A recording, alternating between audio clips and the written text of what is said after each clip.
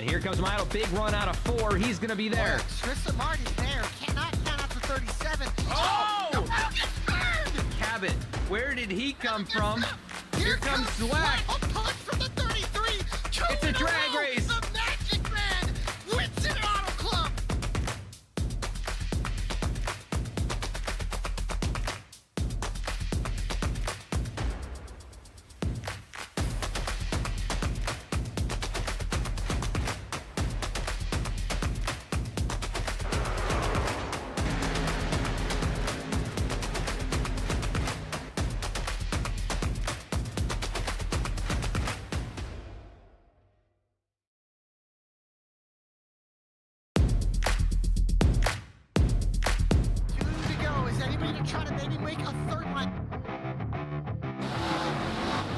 This race still very undecided. The bottom lane just doesn't have enough cars now. The rules have been reversed. They're running out of time and they know it. How about Noah Mikulski, the 03? He did his hand in front of this battle. The bottom surges to the inside. Now pulls even with Hutton off the turn number 2. 900 horsepower at their feet. Banks doesn't have a push. Hutton, can he do it off of turn 4? Wright giving him another push. They stack him to the outside. And the line, checkered flag, big surges to the bottom.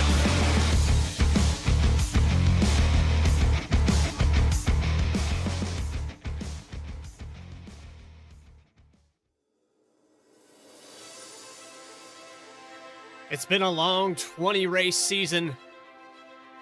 Starting in the summer of 2023, June 6th, our first race this year.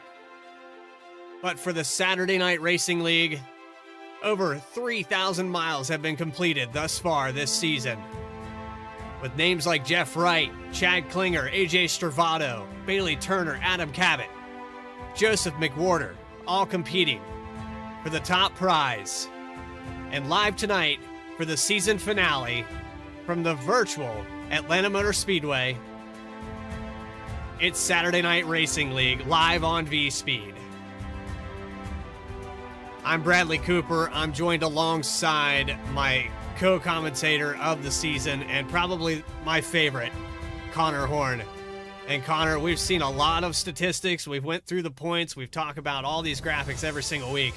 But really, it's came down to what would have been probably a good showdown between McWhorter and Jeff Wright had the mistakes not been made last week. Yeah, it was a pretty wild one last week at Dover. Jeff Wright was a dominant driver, but when him and McWhorter got together, it almost changed everything, and it did change a few things. It hurt McWhorter more than Jeff Wright. Jeff Wright was able to finish 9th, McWhorter, I believe, around 16th, and it really split this title fight completely up for the rest of this season, which is just this one last race with McWhorter 29 points back in a limited field coming into tonight at Atlanta. There's likely, Jeff Wright is in the session, so he will start the race. That's basically all Jeff Wright will have to do to clinch this title. There's still plenty of battles to go through the rest of the order. Stravato and Alex Bell. Bell is here. Stravato might not be. That position might change hands. Max Costa's only about 19 points ahead of Alex Bell. That could change. I don't know if Michael Sturgill is here. He could maybe switch out with Max Costa if Costa has a good race, but there's still a number of positions to be swapped here tonight. And as we talk about all the statistics over the season, we can bring up our season main graphic. We have had 30 different lap leaders this season, 12 different pole awards, 10 all-time race winners. That's an interesting statistic because we go back through the season and we always felt like Jeff Wright was winning everything. That's not the case.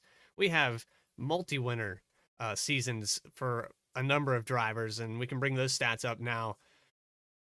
Several different drivers have more than one win. You've got Adam Cabot, Joseph McWhorter, Bailey Turner, and AJ Stravato with 2 wins.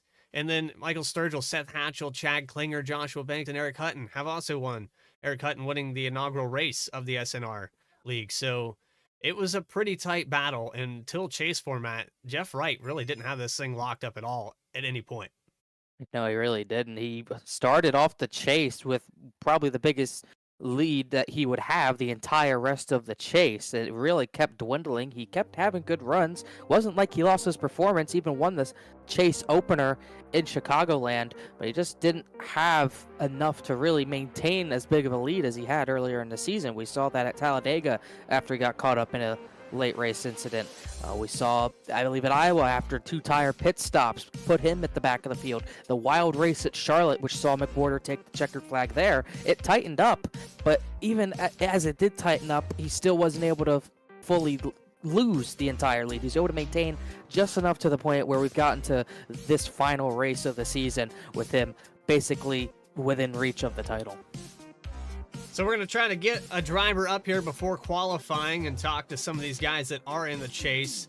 And one of those drivers that immediately comes to mind is the number 21. Actually, let's go with the 09 of Chad Klinger here. Let's talk to him real quick.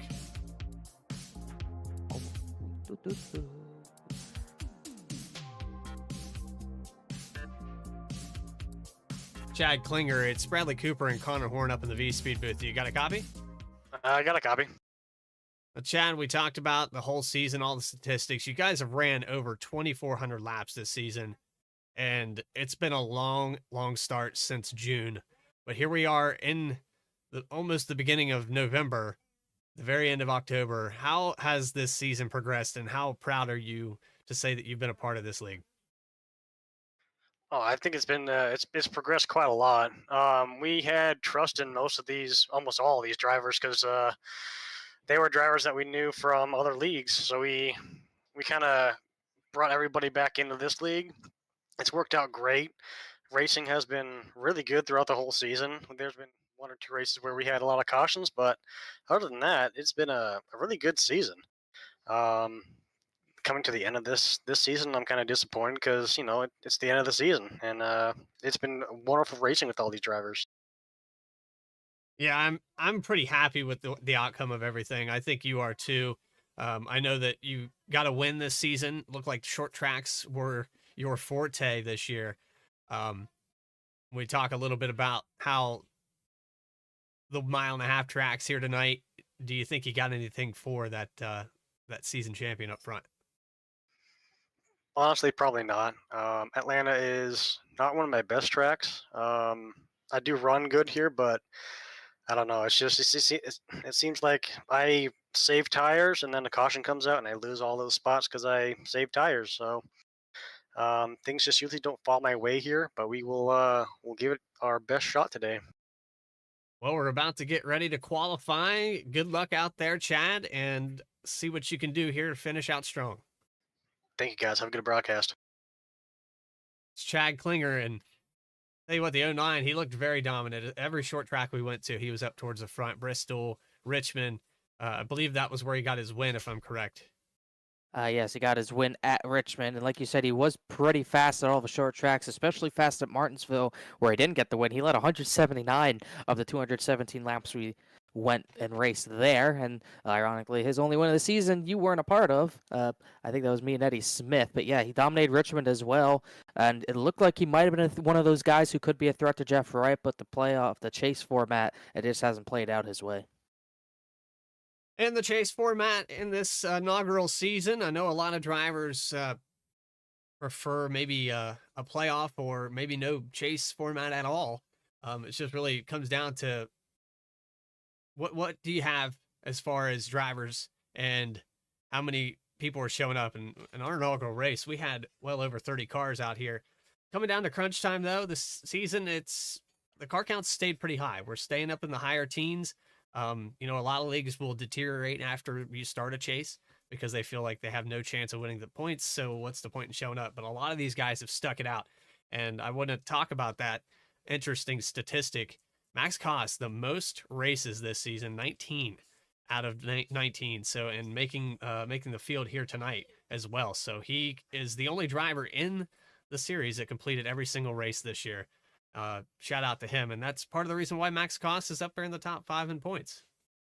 Yeah, I was about to say the same thing. Big reason as to why he made the chase. Big reason as to why he moved up to fourth in points after last week's race with drivers, some other drivers in the chase not showing up to every single race. It's propelled him into a potential spot to get a top 5 finish in points, which is pretty incredible for someone who's had such an up and down season like Max Cost has. 3 top 10s on the season, but that consistency of just showing up and getting those points for showing up to the races instead of just completely missing races here and there, definitely a big factor as to why he's probably online for a top 5 finish in points. And speaking of Max Cost, I know we're under qualifying, but he's not out on the track just yet, so we're going to bring him up in the broadcast booth. It's the 63 of Max Cost, Bradley Cooper and Connor Horn in the V-Speed booth. You got a copy? Hey guys, how you guys doing? So Can you hear me? Max, yeah, barely. You're very low. I'm going to try to crank you up. Give me another one. You can hear me now? It's a little bit better. Yeah, the mic is kind of jacked up tonight, so. Well, you got a lot of settings. I heard you recently just got a new motherboard and you had some hard drive issues. You've been through the ringer, but you haven't missed a single race this year. Yeah, try to make every race and have fun. So Max, the season here, you're coming into this race fourth in points. And here tonight, there's an opportunity where you can stay in that position. You have Alex Bell and AJ Stravato as your competition here tonight. Do you think you can hold them off? Oh, I don't think AJ's here. So pretty much just go try to beat Alex. Well, good luck out there tonight, Max. I know we haven't got you up here in the V-Speed booth very much this season, but try to get your mic figured out, get a little bit louder, and maybe we'll talk to you post-race, all right? All right. See you guys later. Have fun.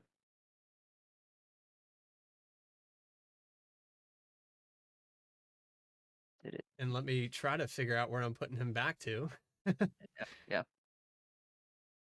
I'm with Caleb. You're with Caleb. Yeah. And where did Caleb go? There he is, Neon. Okay. Yeah. Neon. All right. Thank you, Connor. Yeah, that's hard to find. So, this driver, number 62, coming in here fourth in points tonight. We're getting ready to set the grid up, and we're going to talk to another driver during where they're going to get an extra pace lap here tonight. So we'll have a chance to talk to. Maybe we'll bring up. Well, I'll let you make the call, Connor. Anybody you want. Trying to think. Look at our drivers that are in the chase. I kind of want to talk to Alex Bell. He's 6th in the points coming into tonight in the channel of Joshua Banks. Banks is the first driver out of the chase as far as points. He's 13th in points. But Alex Bell, he fell back to 6th after last week, so I say we talk to him. All right. Well, qualifying still underway. Jeff Wright, no surprise, has the best lap so far with less than a minute to go. A few drivers, electing not to qualify. It looks like Chuck Sweeney didn't take a lap. Dustin German, also not out there. Max Cost didn't take a lap. Austin Belkey. So Brandon Wallace. There's been a few drivers that are just, I guess, content with starting towards the back here tonight. It's going to be a very tough track. It's going to be a very hot and slick track. This is old Atlanta, not new Atlanta, so track temps at 107 already. It's going to stay that hot as more cars run over the surface, so I think some of those drivers who might not be accustomed to the low grip level, I think some of those drivers might have to maybe start the back to get a feel for this track a little bit better. Well, let's take you trackside now and take you through your grid, presented by Harpoon Design. Starting on the pole, Jeff Wright with a 30.763. Fastest car during practice as well. Mark Whitley going to start on the outside with a 30.817. Row number 2 belongs to Joseph McWhorter, and then Caleb Weekly in 4th. 5th, Seth Hatchell in the number 8 with Chad Klinger in the 09 and 6th. 7th spot, Michael Sturgill with Ryan Carlisle in 8th. And rounding out that top 10, we've got the number 23 of Ray Massey and Bryce Shoemaker in the number 12. 11th place, just outside the top 10 in qualifying. Reggie Ortega, who'll make another start here in the series tonight. Don't believe we saw him 2 weeks ago, but he's back this week. Joshua Banks, winner at Bristol earlier in the season. He starts 12th alongside that two machine. 13th place. The next row is going to be, trying to see who that is. not Belky. It's going to be Alex Bell, who we're going to talk to, starting in the 13th position. Then Eddie Trejo, who's been another one of those mainstays in the series this season, will start in the 14th position. Brian Hennings, who I believe is making his first start of the season and the final race of the season, starts 15th. And then some of the drivers who didn't put time down, Chuck Sweeting, who's been solid all season long, starts 16th. Austin Belky, 17th place, a late addition to the series in the chase. Dustin German in the 18th position, another first-time starter in the final race of the season.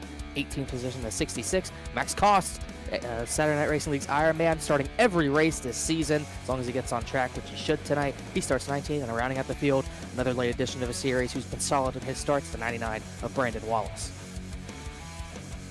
So we're going to take you back down there to the, I believe it was the 13th starting driver. He's going to be coming in here 6th in points, I do believe you said? Yes, he is. That'll be Alex Bell in the number 15. Alex Bell, it's Bradley Cooper or Connor Horn in the V-Speed booth. Do you got a copy? Yes, I do. Hello. So we, well, Connor wanted to bring you up here, and I want to talk to you as well. But Connor, go ahead if you have anything for him, because he's had a pretty great season, up and down all year long, but it's been a good one. Has been a good one for sure, and that's kind of why I wanted to talk to him. He did fall from 4th to 6th in points after last week at Dover, but 3 top 5s, 13 top 10s on the season. Ran all but, I believe, 3 races. It's been a solid season, not a title-winning season, but what are your thoughts on how this season's gone for you, Alex, after almost 19 races, 20 races? Yeah, it's been a fun season. It sucked not being able to race last week. I know that took me out of a strong running in the point standings. I probably had a chance to get 3rd, but now we're just kind of racing just to have fun. But it's been a fun season. These cars have kicked my butt more than I expected them to be honest with you. It's been so long since I've driven very high horsepower cars, so it's been a pain, but it's been fun to learn them all season.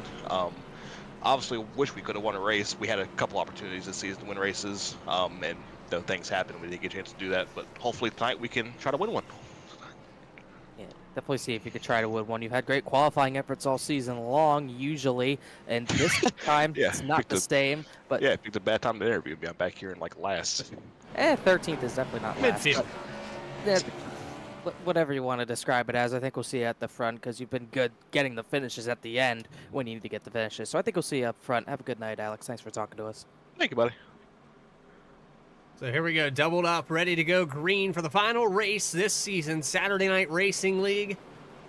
It's been a good one. I hope you guys are excited. Jeff Wright, all he had to do was start and park, but here he is with the guy that's been chasing him for the last 3 races, Joseph McWhorter, right behind him. He's got Mark Whitley on the outside. Pace car going to pull off, and we can get this show on the road. For 150 laps, 225 miles, at the old, and I would call it legacy Atlanta, the fun Atlanta.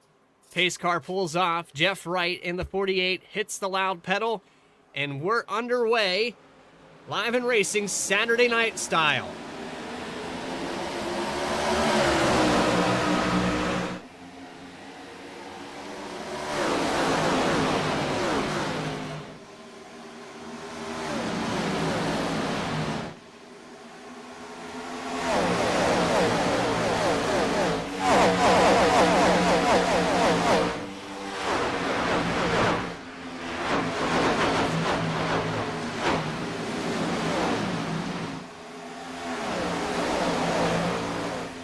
And to lead lap number 1, it's not your pole sitter. It's going to be the 77 of Mark Whitley taking it over out of 4. Yeah, big tire slide there. A big wheel spin for Jeff Wright on that bottom line. So Whitley gets the early jump, but 48's already back in line, trying to get the lead right back away as they pull away these two from the rest of the field. Yeah, they're gapping probably about half a second now over the 73 of McWhorter. Seth Hatchell in the number 8 car started somewhere, I want to say, in the top 5. There he is right there on 5th. So he's up 1 position as well. There's Michael Sturgill just behind him, and 2 wide behind him. The 09 at Klinger dives to the inside. Didn't Klinger say he didn't have anything for him? He's already shown some speed to almost march to the top 5. Meanwhile, the battle for the lead is side by side. Jeff Wright went to the top side to get the run on Mark Whitley, but Whitley's going to fire it back driver's right out of turn number 4 on that top side and keep that lead. They might make contact. They did. They definitely touch out of 4. And how did he hold on to that? Yeah, that is not something you usually save. I think Jeff Wright just came up the track a little bit too much. Now Whitley goes to the middle line, more of a defensive line to try to combat that run Wright's getting on the top. But he's still got such a huge run on the 77 as we look at the contact. Just slight there, but it's usually enough to make that car on the front slide. As when we go back live, they're still side by side for the lead. And while these two race side by side, that's allowing McWhorter to kind of catch back up. He's now only about half the gap he was before, under 0.2 of a second. The 8 of Hatchell starting to catch up as well. That top line looks like it's pretty even with the bottom right now. It's the second or third number change that Hatchell's gone through this season. Winner at Kentucky a month or 2 ago. In the number 8 now, but the scheme hasn't changed. Settled into 4th position while Whitley clears the 48 back as McWhorter takes a shot to the top side on the 48 of Jeff Wright. Nice, up right in front of the 73. Oh, they're side by side now. I hit the wrong camera, but I tell you what, Jeff had a big slide there. He lost the front end big time. Able to fight back out on the exit of turn 2.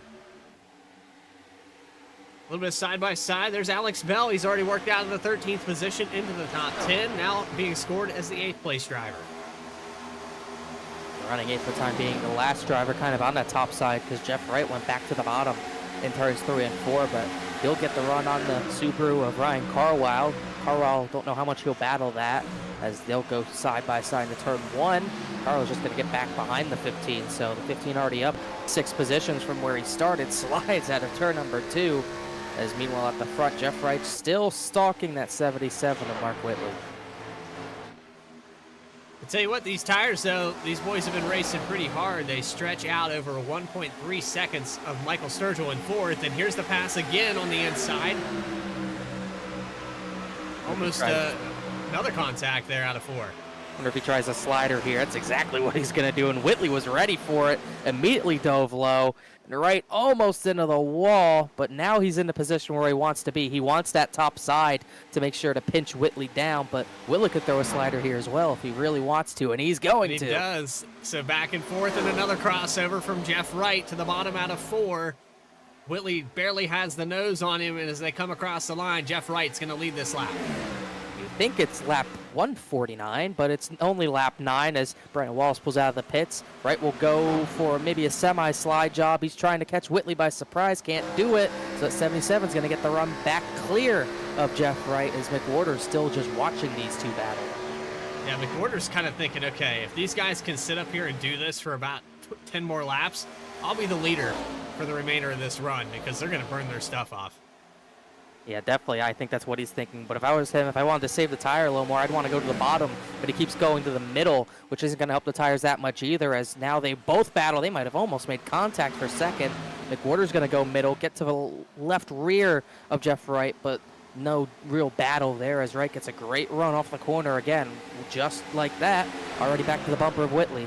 And now he's still trying to get to his right. He wants the right rear, because then this battle would be over. He's trying so hard to throttle up center off. He just can't do it.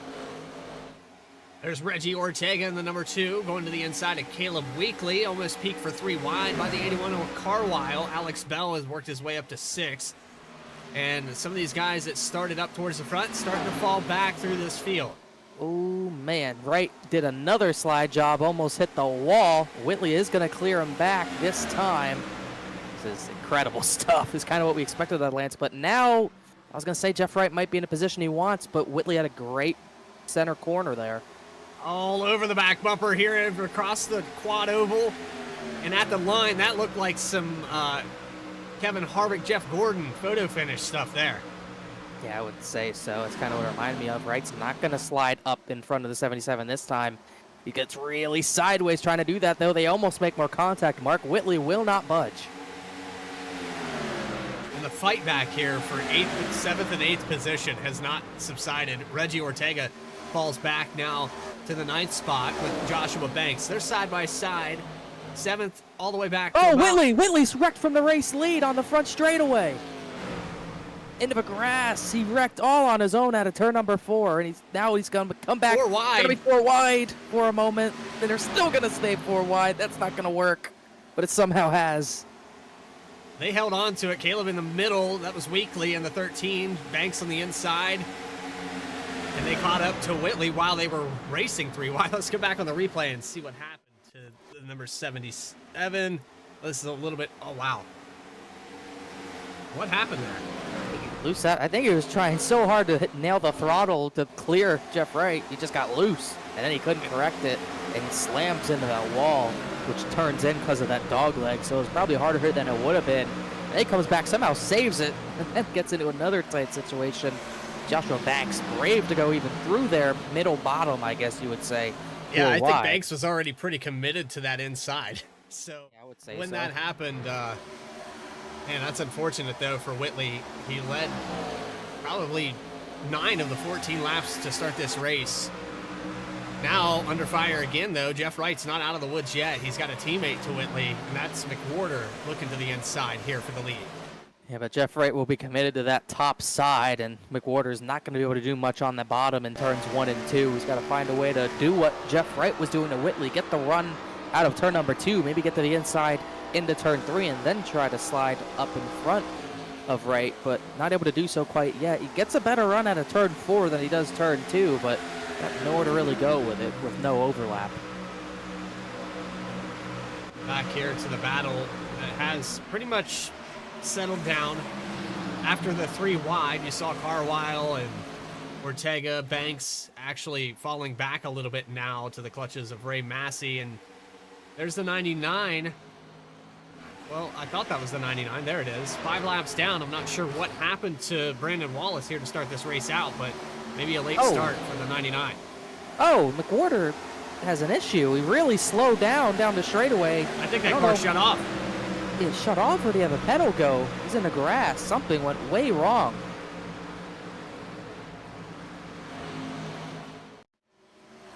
It's both team cars having issues. Seems like it's under power from my point of view, but we'll see how through turns 3 and 4 it just comes to a complete stop. Stops throttling up. And I think he's trying to get the pit road here and comes down on Seth Hatchell, and they make contact. Right there. And now he stopped at the bottom of turn 2 now. And Whitley just said over the radio his VR headset went out, so that is catastrophic for his race because he was definitely challenging Jeff Wright, but now he stopped on the exit 2 just trying to fix the thing. And no yellow for it either. So we're back to a live shot. Here come the leaders out of the quad oval, and McWhorter gonna lose a lap here. He's already went 1 down. He's actually getting it back going, so he'll go 2 down here. There you see him on the bottom of your screen going a 2nd lap down. Whoa, big. Sturgill. Yeah, Sturgill. I thought I was saying McWhorter wiggled. Sturgill was the one who got wicked sideways. He's actually the one who's moved up into 2nd position because of all that. And 3 wide here as the 73 gets it back going. Alex Bell sitting in the 5th position. Look at Matt. Into the wall there a little bit in the entrance of 1, but imagine where Bell would be if he didn't have that qualifying in 13th. Yeah, and it's usually for really in the entire season, it's kind of been the opposite for him where he'd qualify really well but drop back early on in the race. So a little bit of a reverse from what we usually see from him. Kind of the same thing for Reggie Ortega. He started in the 11th position. Now he's in a battle, well, not in a battle for 4th. He is solidly in the 4th position right now, trying to fend off Alex Bell. Unfortunately, both of the Harpoon Design teammates fall back out of the top 10. McWhorter 2 laps down. Yeah, excuse me. I think Mark Whitley had another crash out of turn 4. I think that's why we saw smoke on the front straightaway, and he's bringing it down to pit road. Definitely looks like he has some more damage than we saw.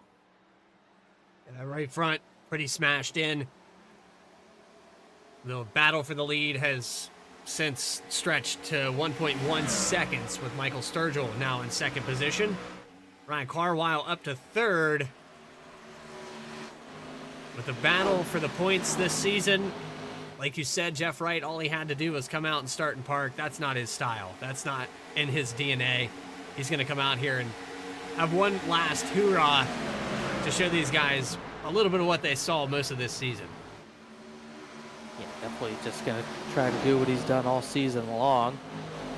And he's definitely doing that right now after a few competitors. The guys he was competing with for the lead had their own different set of issues. And now he's setting sail because Sturgill is not having the pace. Seth Hatchell also doesn't have the pace right now. He got damaged from getting doored by McWhorter, who was completely blinded. He's all the way back to a battle for 7th at this point, while McWhorter's just trying to maybe race for one of his laps back, because being 2 down, he will be in line maybe for the lucky dog, but actually I think Mark Whitley is instead. So being 2 down could really end your race if you get an untimely yellow. That's going to be a feat. I mean, he's got to not only chase down Jeff Wright, but then get around him and not cause a caution. Sturgill way up the racetrack there. Yeah, and there might be a caution. Alex Bell almost lost it into turn number 1, got really sideways. He's in that battle for the 5th position with Chad Klinger. You could see he's probably the most tire wear we will see all season long at this track. This track just eats tires for breakfast. As you can see, the times for Jeff Wright, just trying to look at Jeff Wright specifically, his first lap a 30.9. He's already about 2+ seconds off of that. So in 25 laps, that's how far the tires will fall off. Chad Klinger able to get clear of the number 8 of Seth Hatchell. Now Joshua Banks going to run to the inside. There's Ray Massey just behind him as we ride on board with the number 23.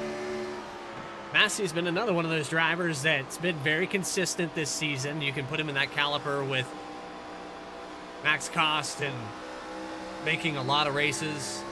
And Massey probably, I think next season, he's going to be a contender for this championship.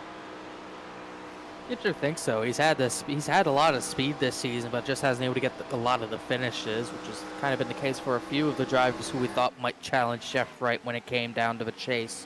But definitely a driver I would look for in the coming seasons. Checking in on the 13, he started up in 4th position. He's fallen out of the top 10, back to 13th. You can see Caleb Weekly struggling a little bit. He's running the higher line to get that thing to turn, but the 13 car a little off the pace here as he falls about 4.5 seconds away from the lead. Yeah, it's not too terrible for him. I mean, even last time by, he was even faster, I think, compared to Jeff Wright. He was a touch faster, so he just had a few bad laps here and there, and that's what can make the difference at a race like this. You make a few mistakes here and there, you lose so much time, and it's so hard to get it back. And in his inaugural race, the 74 of Brian Hennings, he is in 17th position back here. That's VRX Simulator driver Brian Hennings. You can see just quietly running his race. Nothing too off. Just Hennings probably not wanting to interfere too much with the points battle. Gonna get used to the racetrack and these drivers out here. That battle for 7th is heating right back up. They're 3 wide to turns 3 and 4 behind Joshua Banks. Look at this mess. 5 cars under a blanket, all for position. This is 7th to, this might be actually 6th to 10th, I believe, with Banks coming into the 6th position. And then Dustin German in his debut this season, and Bryce Shoemaker getting into the battle as well. On board with the 75 of Chuck Sweeting. He's up 6 spots, and Alex Bell's starting to fall off a little bit here. He was up towards the top 5, now back to 9th, just in front of Sweeting. A few other battles at the front. Only one battle, McWhorter's just trying to get a lap back. Meanwhile, Sturgill is one of the first drivers to hit pit road, and we didn't really talk about it. This pit road is tough to get on with the tire wear, but I think Sturgill just barely got into without hitting that cone. Max Cost will pit as well. The 90, the 63 down pit road. The battle for 5th through 7th through 8th position spreads out a little bit. There's Joshua Banks into the top 5 for the first time tonight. Ray Massey starting to put the pressure on him, though. As he peeks inside here on the exit, there's the 09 of Chad Klinger pitting from 4th. And Ortega now making a pass. He's going to get around Carwile for 2nd. He's at least trying to. He's been working over the 81 for the last 10 laps or so, and I think finally he's going to be clear high. Carwell nothing left to battle with, so Ortega up in the runner position after Sturgill vacated that. And the battle about 6th on back is still going on. The battle for 4th especially. That's Joshua Banks and Ray Massey door-to-door up ahead of the 15 of Alex Bell. No other pitters in the top 5 this time by as this battle for 4th continues. And the eye-catching throwback, the Kmart Route 66 Darrell Waltrip machine driven by Dustin German right now. What a nostalgic paint scheme. We're talking about the early 2000s for that car. Probably only 2000, I would think. But yeah, a really solid car to make your debut with, no doubt about it. And he's doing a good job solidly inside the top 10 for the time being. So as long as he can keep a clean car, I think that would be a solid debut in his book. As I think we had one more driver pit. That was Eddie Trejo from 12th, but no other takers as all these battles still going on. And Banks will not let Ray Massey go. For the 4th position here, the 23 is staying door-to-door with a 35 who's loose off of 4, or off of 2, hits the outside wall. And now has damage. He's probably going to bring it down pit road this time. Probably would, and he definitely will. Maybe a lap too late as Alex Bell will come in as well. Gotta watch for speeding. That was an incredibly hot entry. That's going to be close for Banks. It is going to be close. Bell was definitely in no problem as we still wait on the rest of the field to come down. Meanwhile, through all this, Jeff Wright, I thought he'd pull away a little more. That is not the case. I believe Reggie Ortega's actually reeled him in a little bit. Yeah, it's under a second for the lead now. And the 48 car drops down to the bottom to let Michael Sturgill go by. Ortega's now within half a second.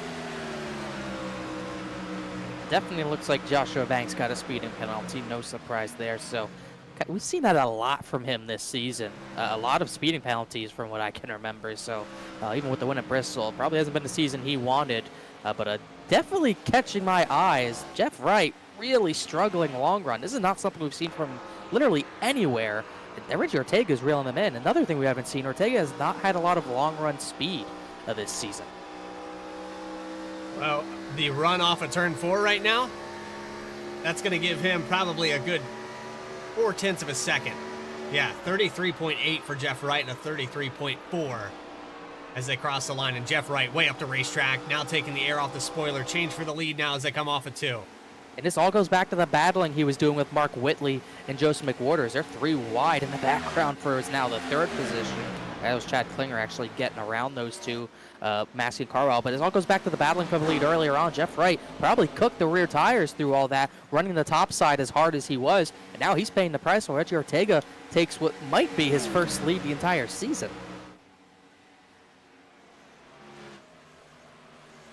I have those stats here, and I will look that up. He has led 3 laps this season. And I would say that based off of that statistic, they were probably during pit cycles. This is a genuine takeover of the lead. Yeah, he led 3, and that was all the way back at Daytona. He led those 3 laps. He has not led since June of this year. And he has 2 top 10s in his limited starts this season. This is pretty solid, pretty big deal for him to go up and pass the dominant driver of the season. He has pulled away to a big gap. I almost want to wonder if Jeff Wright's trying to maybe save fuel, but I haven't heard him saving it all. It just seems like the 48 has run out of tire. Yeah, he falls back to 3rd, and the longer he stays out here, the longer this is going to happen to him. He might just benefit more from pitting and short pitting early. Definitely looks like he's going to. Yep, here he comes now. No surprise. Ooh, sideways. Oh, locking up the front tires. That is incredible. I think he made it, though. He was under speed for my count, so one way to get the pit lane. Lock those front tires down while riding the apron to get it to straighten back out. Not something you want to really do, but you get away with it every now and then. As we're now close to 40 laps in, shouldn't be too much longer until everyone else comes down. It looks like, yes, Ortega's going to come down. Is going to bring a majority. Ortega, Massey, I think that's Chuck Sweeting. Caleb Weekly's going to come down. Should maybe hand over the lead trying to look. Seth Hatchell, I think, is going to take over the lead. Dustin German, Austin Belke are the last 3 to stay out. So 40 laps into our 150 lap race. The change for the lead, short-lived. Seth Hatchell still out on the racetrack. Takes it over on lap 40 and probably going to see the rest of this field come down pit road very soon. Let's see. Looks like Hatchell's going to come down. Looks like German will stay out. Oh, Hatchell very hot on pit road. I think he's going to get a penalty as well. That one's going to be a little tight, but the other 2 did stay out, German and Belke. So 2 more we're waiting on here. You know, trying to see who's going to cycle out to the potential lead. It looks like it could be Sturgill. maybe Sturgill. Yeah, Sturgill. He pit very early, so he's got a big gap for the time being. It's just a matter of how long that's going to last. Do we wait? Dustin German, I would expect to be coming down this time, and he is. And Austin Belke still in the middle lane, so Belke will go yet another lap. Belke going to get a lap led as they have some of these drivers that have fresh tires go around. There's 1 lap led now for the 89. And German hitting his pit stall. Michael Sturgill cycling around. He's been out there 12 laps compared to guys like Reggie Ortega, who only have 1 lap on their tires. So I'd have to say that it's going to be probably another fight between Jeff Wright and Reggie Ortega after this is all said and done. Would not be the least bit surprised as McWhorter comes down the pit. So does Belke, so that will fully cycle things out once Mark Whitley hits pit lane, which I don't believe. He did. He pit lap 20 after his hill spin, so he's going to be on a completely different strategy. But that does hand things over to Sturgill, and then it's pretty far back to Chad Klinger, and then it's even further back to Alex Bell, who I believe is going to cycle to 3rd. So all of this cycling out. How about Eddie Trejo? He stayed out there longer. No, I apologize. That was Bulky's numbers I was looking at. So he was 43 laps. So Trejo into the top 5, but he's hitting the wall here out of 2. That was a scrape. I tell you, though, Trejo has been some controversial cautions this season, if we're being honest. No, the 1. I don't know if it's been multiple, but he's definitely kind of getting beat around by this Gen 4 car. It seems like he's had a little bit of a struggle with it, as looks like Joshua Banks is going to become our first retirement from this race after the speeding penalty. Decided to just bring it back down pit road and call it a night, and essentially call it a season. So now 2 laps led. Coming around for number 3, Michael Sturgill takes over the lead after the pit cycles on lap 40. You're watching the Saturday Night Racing League's final race of the season. We're going to take a quick commercial break. When we come back, more flag-to-flag coverage on V-Speed.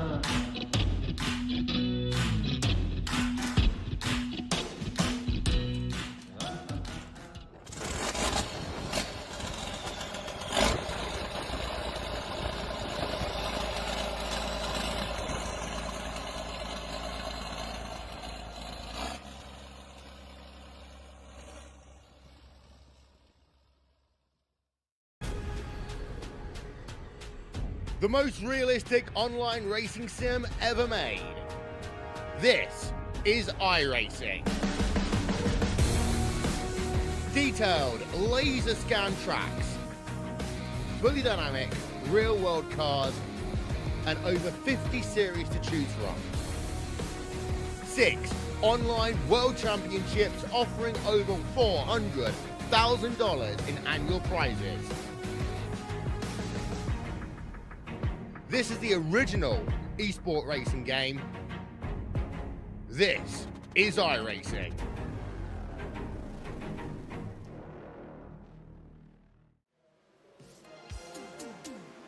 Back here live at Atlanta Motor Speedway, Michael Sturgill still in the lead. Chad Klinger, Jeff Wright, Alex Bell, and Ryan Carwile, the top 5.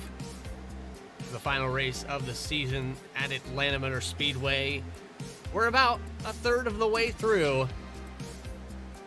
Michael Sturgill takes over the lead with that short pit. He has about 10 laps older tires than the 48 of Jeff Wright. And we saw the lead change just before pit stops between Reggie Ortega and Jeff Wright. There's been a few other contenders in this race that have had some problems. There's the 77 of Mark Whitley, who came out here guns blazing. The 73 of Joseph McWhorter had a VR problem. It's just been kind of unfortunate luck for both those drivers. And then Jeff Wright, who had to race hard with them, burned his tires up, had Reggie Ortega pass him just before pit stops. He's been able to get back in front of the two by about 2 seconds at this point. Ortega is a slight bit faster at this point. He's going by Alex Bell, another one of those drivers who pit early. That's for the 5th position now, as we think Joseph McWhorter's in behind, still trying to get some of his laps back. Ray Massey falling back as well. But Sturgill's keeping a solid lead over the 09 of Chad Klinger. There's not much of a tire difference between the top two, so much as, like you said, Jeff Wright pitting over 10 laps after the 90, starting to really reel in the 90, as well as Ortega and a few of those other drivers.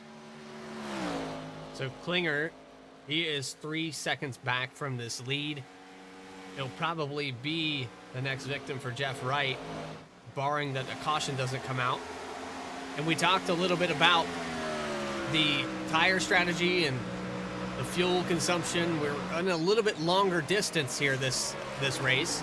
And so the fuel, I believe, is at 90% tonight, and they're having an extra tire set. So this week, you're not going to see tires be as much of a factor that you've seen in the previous races. Definitely probably needed too, because like we've been talking about, Atlanta eats your tires completely up. So you really need that extra set as Wright chases it all the way to the turn 4 wall. So like we said, unless we get a crazy amount of yellows, which isn't looking likely, those tires won't really come into play. As starting to see Jeff Wright, Ryan Carwile, they're getting pretty close to each other. They've stayed relatively close, as Ortega's progress up to those two has been slightly limited the last 2 laps. And then we really didn't see the 2-car get fast until maybe 4 or 5 laps before pit stops. It seemed like he really turned on the heat after a few of these guys had pitted, and he saw the opportunity that he was catching Jeff Wright. So maybe one of those things where he's just playing the rhythm, because if you fall in that pit cycle where the last 5 laps are right there at the finish and you've got the tires to do it, that's pretty much a perfect race. Definitely got to try to keep that under you, keep the strategy on you at all times, and make sure you don't deviate from it, as Whitley gets one of his laps back, his only lap back. We'll put some tail end lead lap, the 17th driver on the lead lap, as you could see the tire difference after Whitley had just previously pitted. I think that was one of his few laps back. But yeah, Sturgill, that's how quickly these tires deteriorate. He's already 2 seconds off what fresh tires will give you, but he is still maintaining that lead over Chad Klinger. Jeff Wright last time by was about 4/10 faster, maybe closer to 3/10 actually, but he is pulling away from Carwile and Ortega at this point. So a little bit quicker, 2/10 faster than Carwile, and Jeff Wright is slowly chipping away at this lead, but able to make it to lap 40. If these guys were able to stretch that run a little bit faster and have one less pit stop, I don't know if any of these guys factored that in. But with the fuel change, they can go a little bit further. That also makes the car much looser, though. Full tank of fuel. Closer to 90%. This car was already loose as it is. And then you combine that with the fact that we're in Atlanta on a very sticky, greasy racetrack. It's a recipe for disaster, and these guys have handled it well. Really, the only disasters we've had was Whitley's incidents out of turn 4, and then the other one wasn't even really an incident on track. It was just an equipment malfunction for McWhorter. So these drivers have definitely been up to the task, up to the challenge. So far, 56, 58 laps in. Everyone's doing a really good job. On the backside of Chuck Sweeting, this is in the 7th position. He has Seth Hatchell just behind him. Alex Bell in the 9th position. Caleb Weekly back into the top 10 here after falling back to 13th tonight. Dustin German in the 66 in 11th position, his first race of the season. And Eddie Trejo was in the top 5. He's back to 12th now. Trejo looks like he's struggling a little bit. So he's running right up next to the wall. Yeah, definitely one of the worst tires in the field right now. As you can see, really wiggled out of turn number 4. So we're just getting to that point in the run once again where the tires are already starting to fall off and you don't have that grip. You have to start running the corners completely differently from what you were doing on new tires. It's almost like 2 different tracks when you're on 2 different sets of tires. With fresh tires to old tires, they don't drive nearly the same. You really have to switch up your entire style to keep up with what the racetrack is throwing at you. So drivers like Jeff Wright, Sturgill, they've been doing a good job of doing that. So like Eddie Trejo, unfortunately, struggling just a little bit with trying to keep up with the track and its changes. So I'm actually paying attention now to Jeff Wright. He is losing ground to Carlisle. He's trying to get around the 09 of Chad Klinger. But in the process, that dirty air has allowed the 81 and the 2 to start to catch up. Yeah, this will be interesting to see how well this plays into Sturgill's strategy. He pit around lap 30. That would make you think that he's still got maybe 3 stops to go if he's going to do an extra stop. He's got a gap right now. It's coming down. But if you keep getting a gap every time he pits, maybe works out for him. Is right to the bottom for the 2nd position. Not quite clear. Wow, they almost made loose. contact for the 2nd position. Very loose off of 2, and he slides, able to catch it down on the backstretch, but they're going to be side by side out of 4. A little pinch here from the 09 of Klinger, and side by side just behind him with Reggie Ortega and Ryan Carlisle.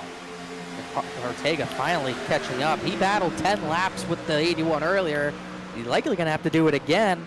As that battle will subside, he goes to the top side. But meanwhile, 48 still trying to work the bottom on Chad Klinger.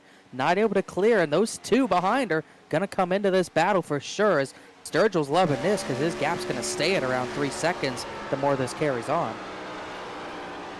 So now Carlisle into the picture. He's on the back bumper of Jeff Wright. This is 2nd through 4th, 5th position. And Ray Massey, he's into the picture now as well. So let's go 6th through 2nd.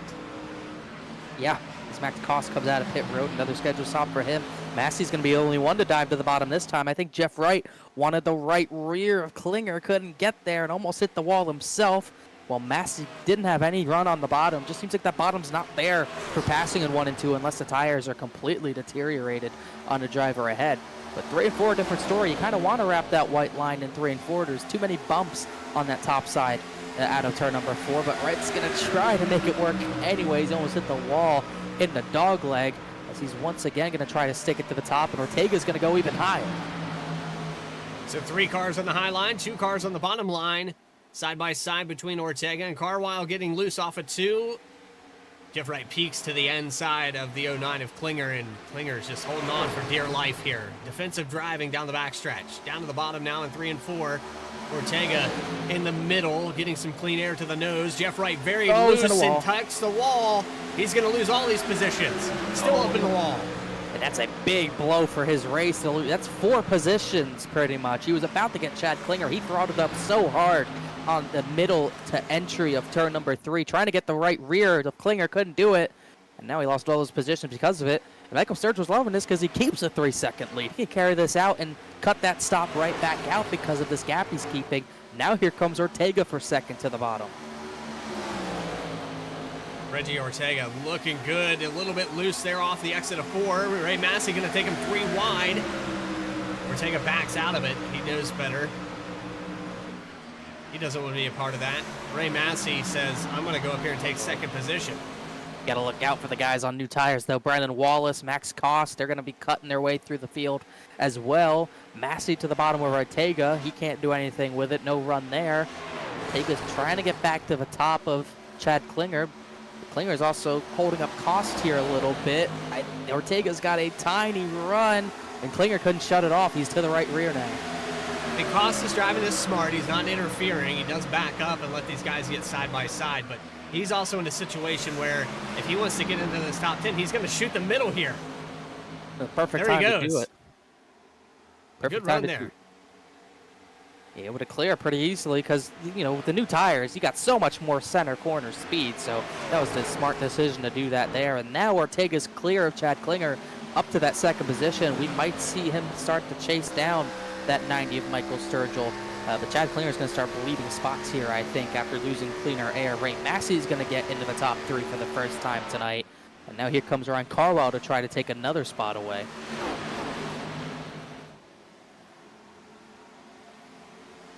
So side by side, it hasn't subsided from second all the way back to 6th position. Jeff Wright tags the wall and has a little bit of right front damage. There's Alex Bell on fresher tires trying to get around on the outside out of 4. Squeezes through there and gets around him. And Ortega sideways. Oh, we got really sideways. I think he's driven the tires off this run. Massey's now to the runner-up position. Carwell's going to try to get that spot back from Ortega that he lost earlier. Brandon Wallace is still trying to get through these drivers on fresher tires. And Chad Klinger's just bleeding time here. And Jeff Wright, he threw a block on the 48 there.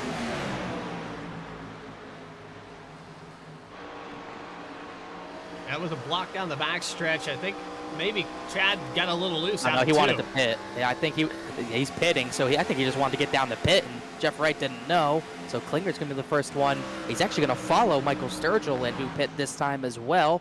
So Sturgill goes a little longer this run, but probably gained a gap because of it. Now Ray Massey's going to retain the race lead. So laps led here for the 23. Looks like Bryce Shoemaker also coming down pit road.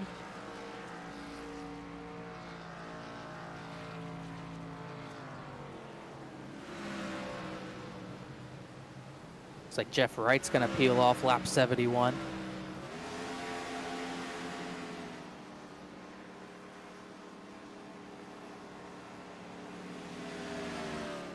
Tell you what, it's been interesting. I thought Jeff Wright was going to be the guy to beat here tonight, but it seems like long run speed, Reggie Ortega. That's the car to beat here tonight. If we keep going green, I think the 2 car is going to come out with a victory. I think it's going to be him or Ray Massey as far as this strategy goes, but you got to forget Sergio pit with a 3-second lead intact after pitting very early. That undercut really worked for the 90 once they started having a 5-car battle for second. So I think we got to look at Sturgill here to be a big factor with the lead that he's likely going to have here. 28 laps led here for the 90 car, and yeah, I do apologize because he did come down pit road. He's back on kind of a similar cycle to the rest of this field. See who else wants to join on pit road. Doesn't look like Ray Massey's going to come down. Doesn't look like any of the top 3 are. Chuck Sweeting's moved into 4th. Seth Hatchell's recovered to 5th, even with the right front damage he took from the 73. Oh, no pitters. Weekly having problems coming out of 2. Man, I think he slammed the wall out of turn 2, and I don't know how he saved that car, as we'll get the speed instant replay. Letting Bryce Shoemaker, Austin Belkey to the bottom, and just too high into marbles. And just slides trying to turn off the wall.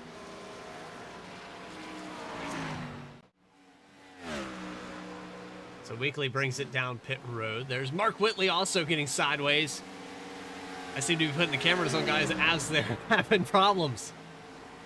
He's had a rough time after the first incident. He's scored as a lap down right now. Last pit stop was around lap 50, so pretty far into this run already. So the 09 of I apologize, the 09. I'm drawing a blank here for whatever Chad reason in Klinger. my brain. Chad Klinger. Carwell It's around- pits from third. It's around Chuck Sweeting. I tell you what, man, this season, I had all these names down here tonight. I don't know what's going on with my brain. It definitely happens. You definitely always point out the Virginia Tech Subaru because A, it's the only car sponsored by Virginia Tech, and B, it's a Subaru, only Subaru. It's Ryan Carwile. He actually barely missed his stall, so he's going to lose about maybe half a second because of that. It looks like Chuck Sweeting from third will be the next driver to come on down. He's going to half spin on pit entry, but somehow he didn't fully spin in that 75 car. That was incredibly close.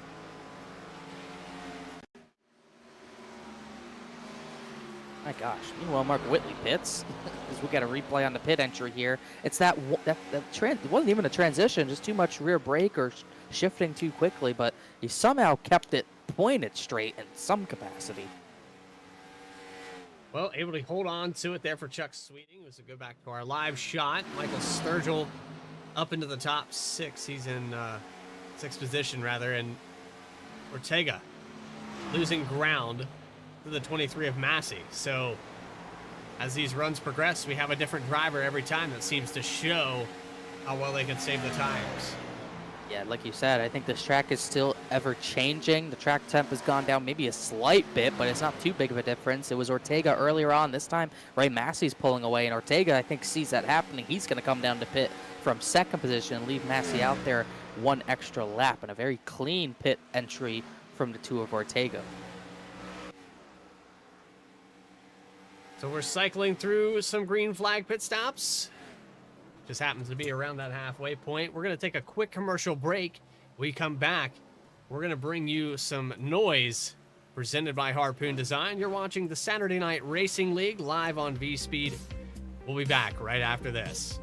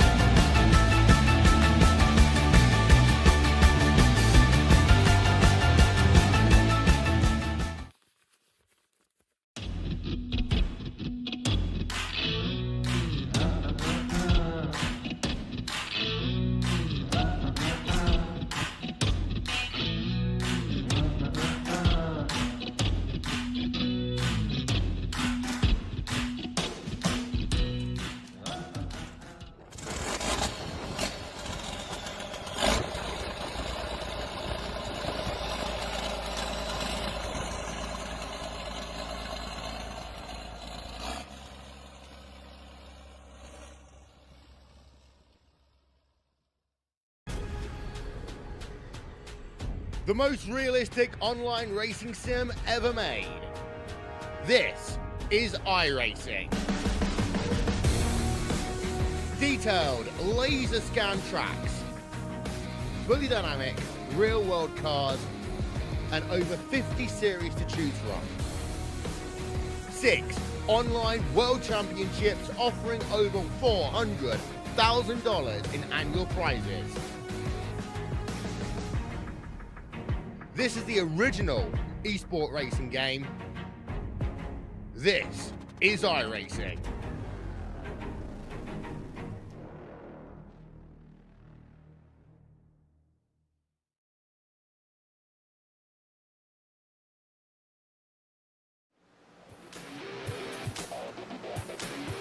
Back here live at Atlanta Motor Speedway, we have completed 84 laps out of 150. Dustin Germain, or German rather, in the lead. Michael Sturgill in a close second position. You're watching Saturday Night Racing League live on V-Speed. And what do you think, Connor? You think it's time we bring a little bit of noise? We got to bring a little bit more. We got only one more chance to do it this entire season, so I say we do bring the noise.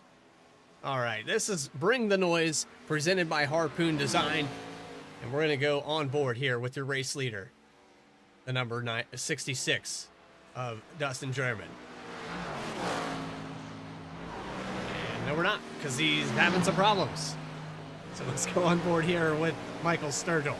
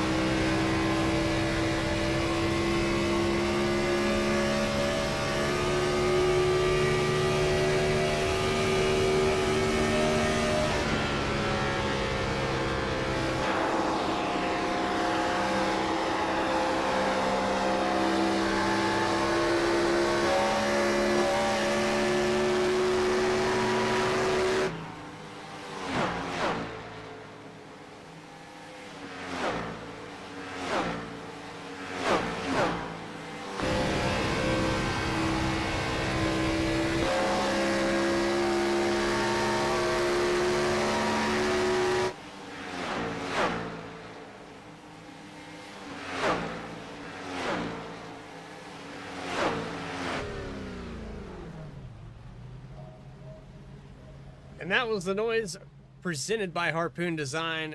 We're looking at Alex Bell right now on pit road. Here's your new leader, Michael Sturgill. And I want to say the 66 car of Dustin German ran out of fuel. I think he did. It was about 40 laps into his run, so he couldn't have had much left. I thought I heard it sputtering down the front stretch, so it led to him coasting to a stop in pit road, and it looks like he's going to be yet another retirement in this race.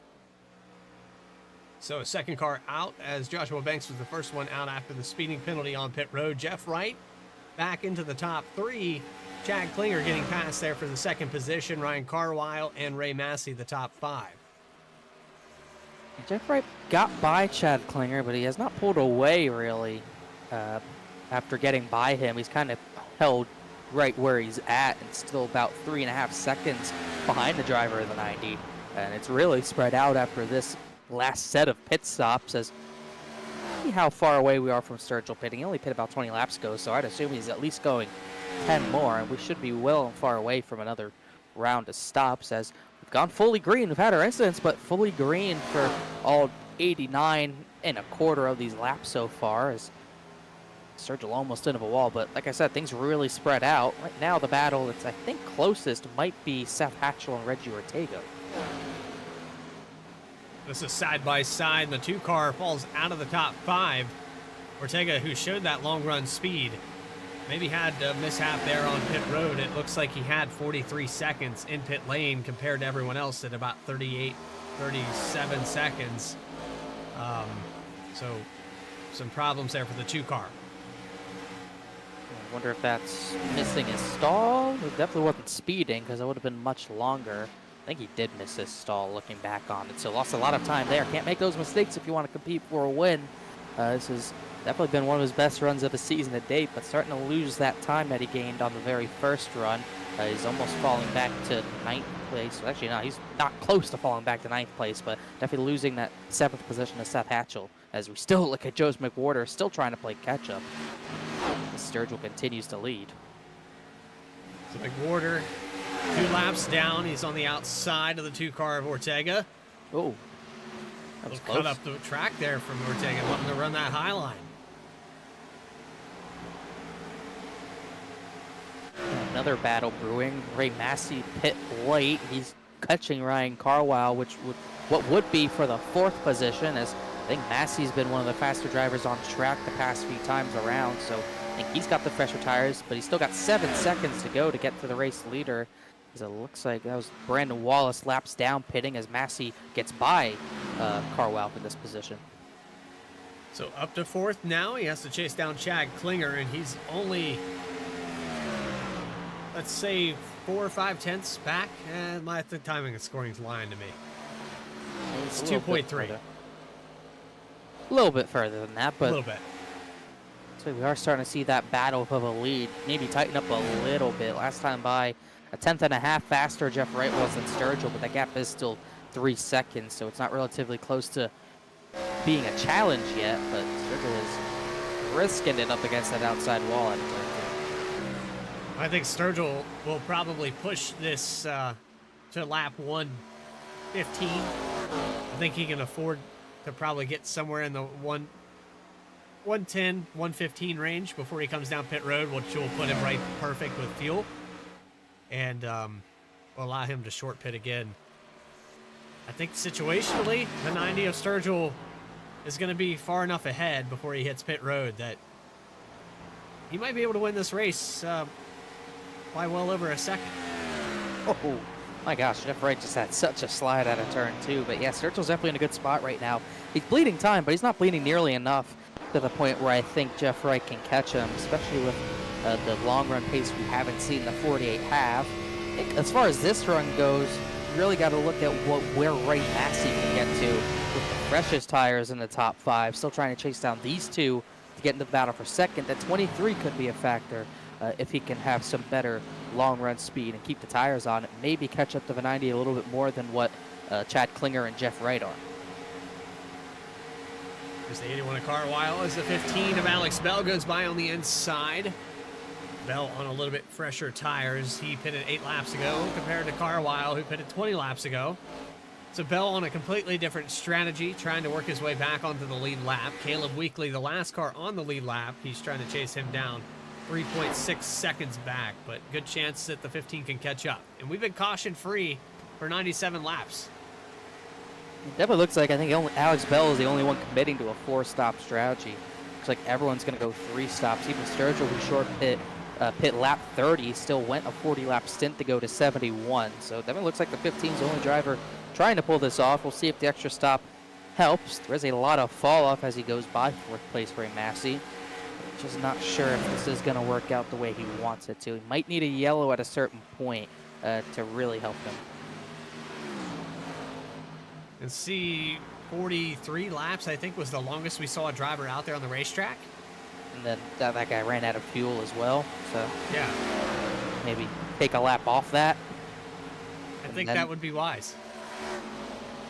That would be pretty much what you would take, as the lead still hovers around 3 seconds as Carwell slides out of turn 4. Once again, for the 3rd time today, getting to that point where the tires are pretty much done for everyone else. And Massey has caught the 09 of Chad Klinger. So this will be for the top 3. The 23 car looking to finally put it all together and get the finish he deserves. This field's spread out pretty far. Let's see what happens as they go into 3 and 4. On the outside for the 23. This is usually about the time that things go wrong. And a clean pass. Nice and smooth. He's still keeping a pretty wheel and a pretty pedal as well to get around to 09. So put him up to 3rd. Not too much further up the field is Ray Massey trying to catch Jeff Wright. And he even making that pass, he was about 4 tenths faster than the 48. So he is really coming down on these guys right now. 2.7 seconds to the lead of Michael Sturgill, and Jeff Wright not really shaving much off of that as we approach 50 laps to go across the line for Michael Sturgill. Yeah, this time by time-wise, Sturgill with a 33.038. Jeff Wright over a 10th slower than that, but then Ray Massey with a 32.698. Easily the best tires, easily the fastest car on the track as Wright skirting the fine line. Oh, 13 crashed. car. That's the 13 to Cable Weekly. How did he not crash? How is he still going straight? It was him and Chad Klinger who got together after I think the 13 hit the wall himself. So go instant replay as he's been flirting with the turn 2 wall himself. I think he just comes into it and Klinger has nowhere to go. But into the back of the 13, somehow he kept it straight. Meanwhile, looking at this replay, Ray Massey just got by Jeff Wright for second. So I don't know how Caleb Weekly can lose the back tires off the ground and not spin around. I think that wall just kept him straight enough. I remember McWhorter telling us a strategy where you would kind of hit the brakes a little bit and it would spin the guy behind, not the guy getting hit. So maybe there was something to that. Maybe Weekly did something like that. Or he just got incredibly lucky. Either way, he keeps it straight. We stay green as he runs 12th. A second driver lap down. Alex Bell's in that lucky dog spot right now. Trying to read the quote on the back of Michael Sturgill's car. I can't quite get a good angle of it. It's the same one it has been.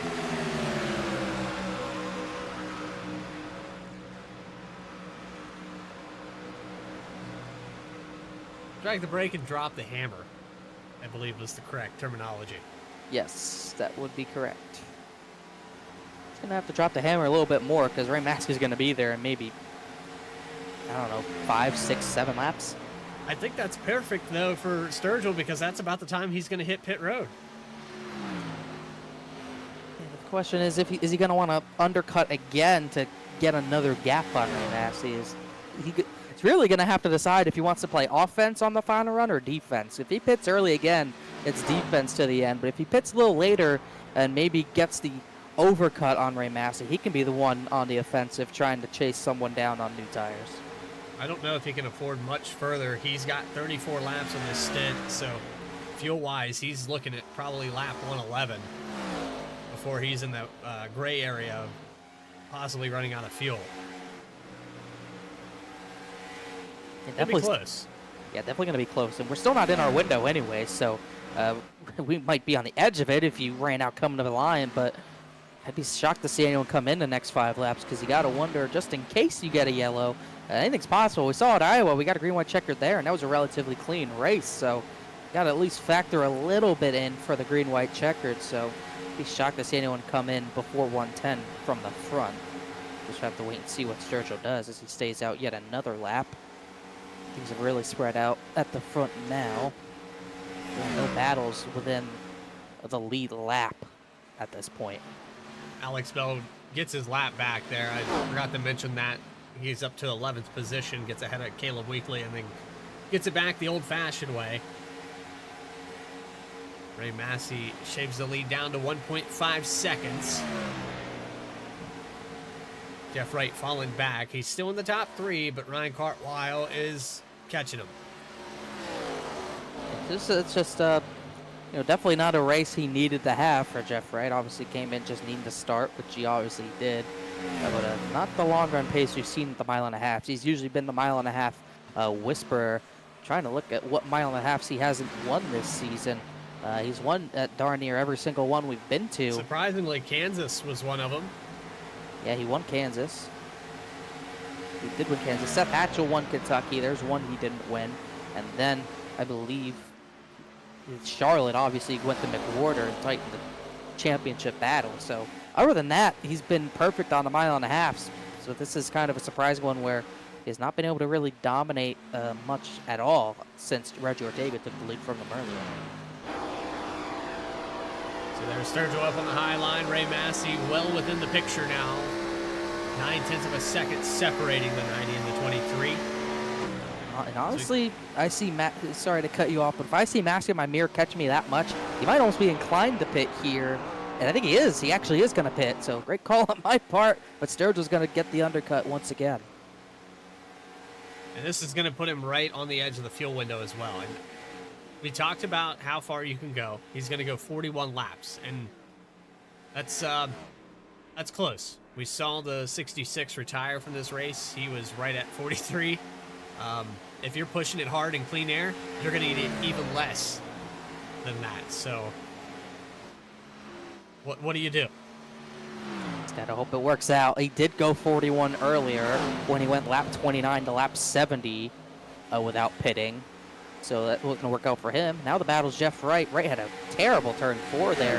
Looks like Carwell's going to get to the inside. This is now for second with Ray Massey with a 3.5 second lead over these two. something happened to the 63 of Max Cost. He has 4 laps down here tonight. I don't know exactly what happened. Maybe some damage or hit the wall. There's the 12 coming down pit road now. Bryce Shoemaker still in the lead lap, up in the top 10 for the number 12. Massey takes over the lead. Solid, quiet night for the 12 machine, one of the other newcomers to the Saturday Night Racing League. I think that, trying to see who that was who slapped the wall behind the 48. I think it was Brandon Wallace. And here comes Eddie Trejo with fresher tires. That's the difference it makes. He's 2 seconds faster, and it is just so scary coming up on someone that much faster than you at a track like this. So Sturgill on the verge of trying to go get that lap back. Ray Massey's still out here on the racetrack, here in the 48. Down pit road. So like definitely be his final stop as well. Trying to get a little bit of an undercut on the other drivers he's battling as well. And Ray Massey also came down, which I did not expect him to come down this early. I thought he'd want more of a tire advantage, but the race leader comes down. Well, as it all cycles out, Ryan Carwile still out there on the racetrack and almost 3 wide here with the 12 in the 99. There goes Shoemaker around the outside, and now Carwile's going to come down pit road. Ooh, yeah, he's going to get it down, get it low down. Yeah, definitely got it down. Now the lead goes to Seth Hatchell, as we got another driver pitting. Chuck Sweeting from 4th. Caleb Weekly wiggles in from 11th. So we're still waiting on Hatchell and Ortega to come down. Oh, we got a spin. We got a wreck on the back straightaway. It's Mark Whitley who crashed down the back straightaway, but he didn't come back on track, and there's going to be no caution for it. He has had a rough day.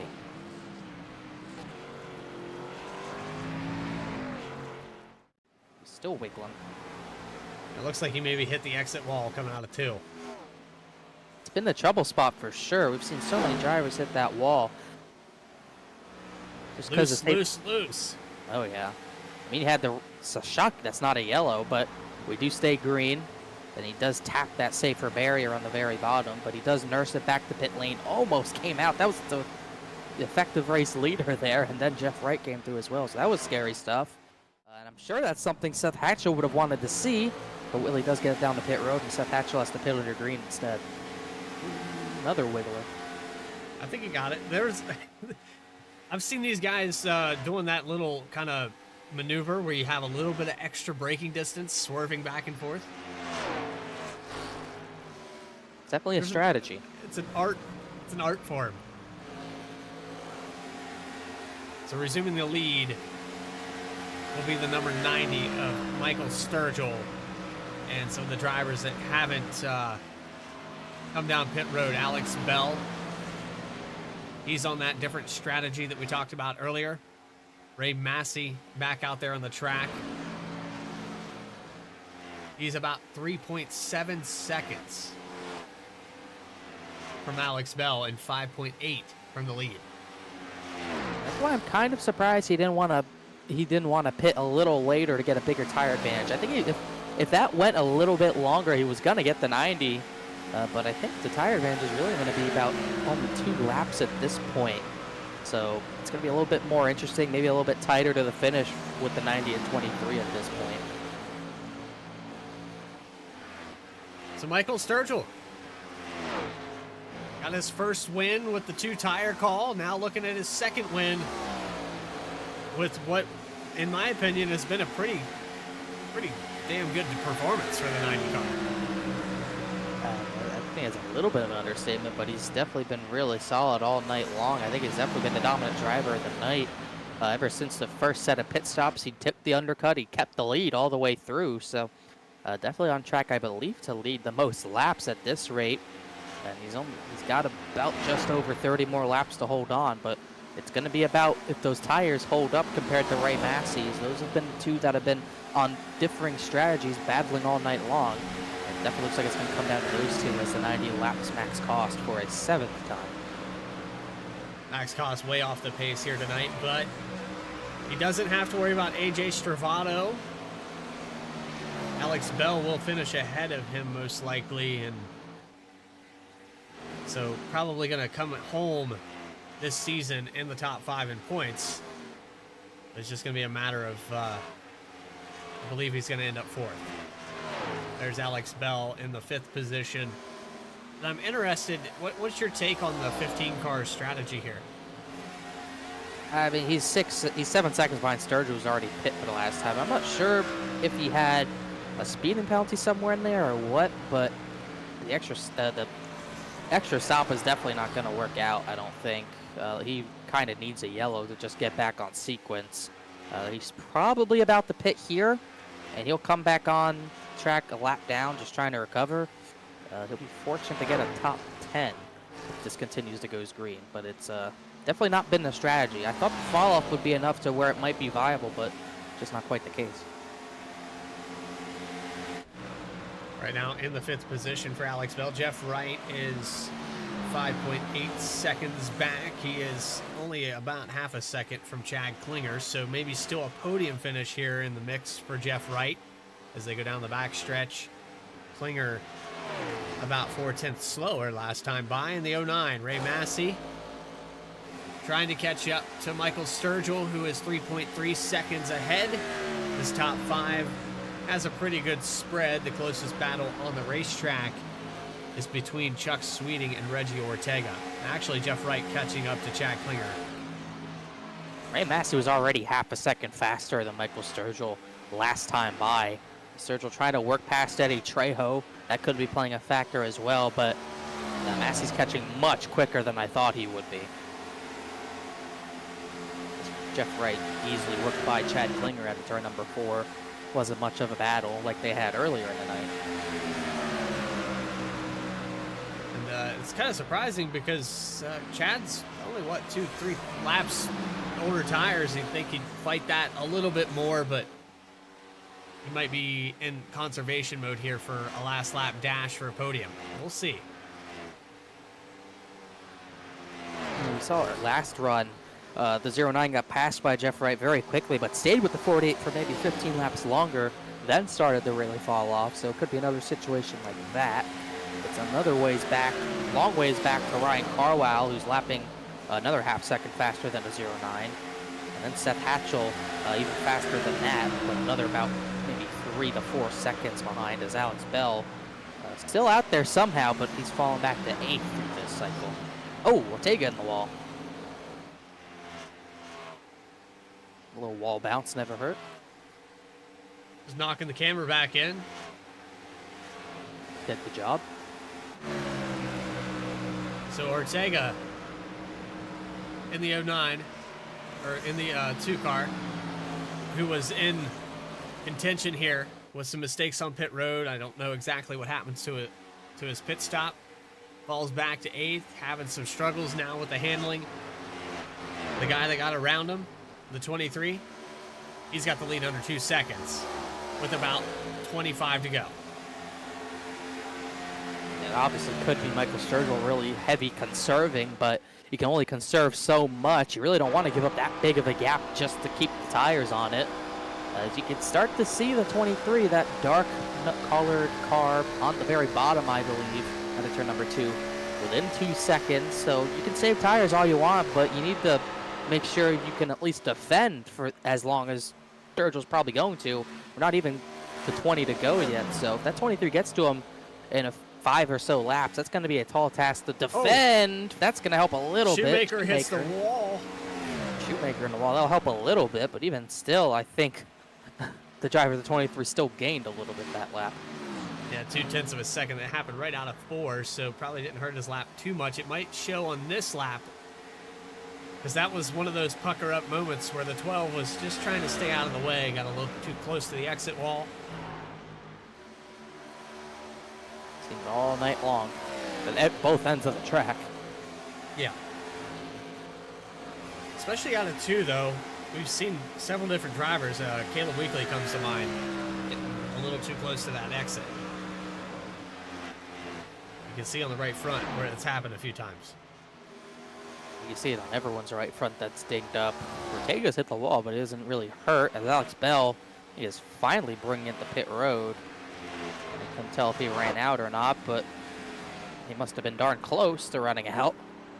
But just over 20 to go. He's finally coming in for a stop. And the issue with this strategy, it's not going to give him a lot of time to get back through the field to get any of those spots back. It's a real issue with this strategy. So Massey now under a second and a half as they come off of turn 2.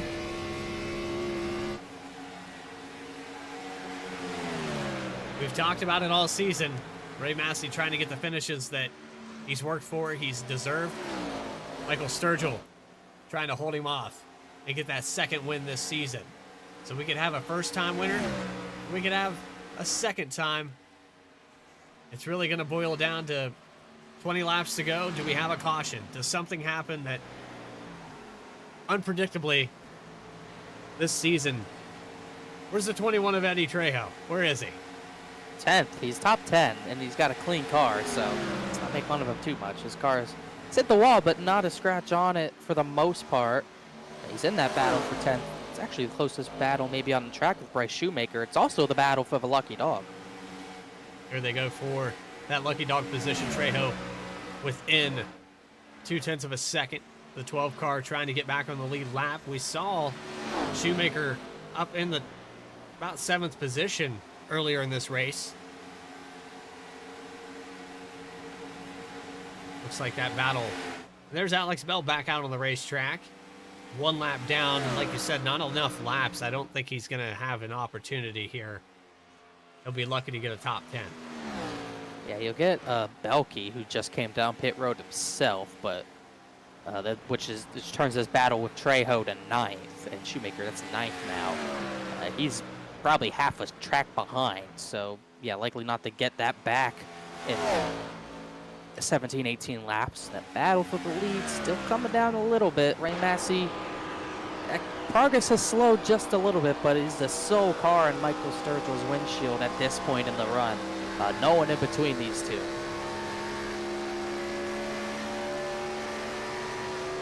Look out front here. We've got a car in front of the 90 that might play a factor into this run. It's Mark Whitley. The 77 who hit the wall there a little bit ago off of turn 2.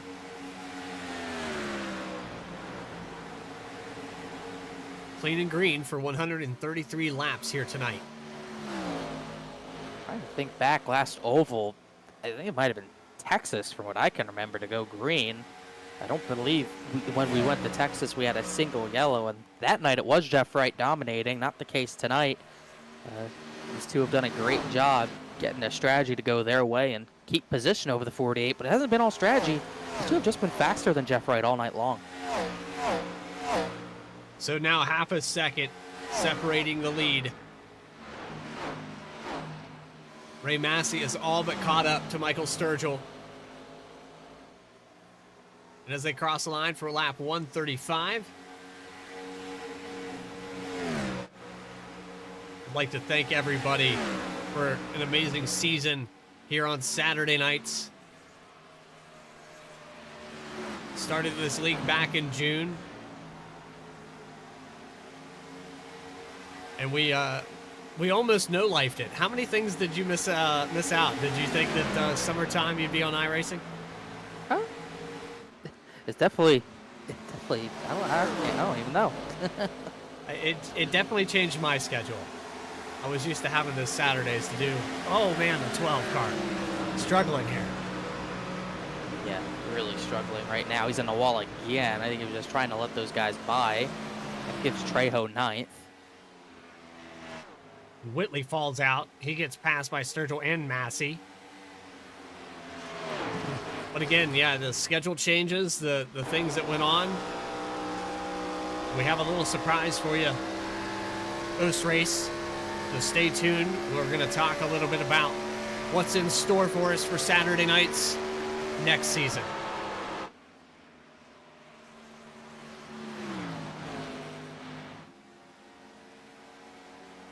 Battle for the lead is very heated now.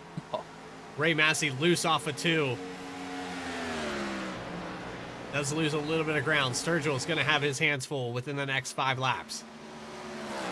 I'm not sure how he's going to hold him off. Massey's hungry for a win. It's going to be a tall task because Austin Belke, much fresher tires, is going to come and pass both of them to get one of his 2 laps back here. So that'll slow Massey's progress a little bit here. But coming next time by will be, I believe, 12 laps to go. And this is really going to hurt Sturgill off the corner exit.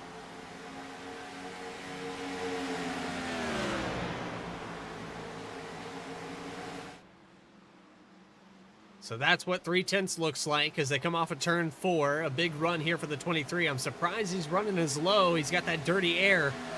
He might get a better run on the high side. I think eventually he's going to have to turn to the high side at some point, and he finally does. Immediately as you talk about it, he will get the clean air on that top side. We've seen plenty of big runs, especially early in the race from that top side. He's going to get another one here. Not close enough to make a move, but he will gain.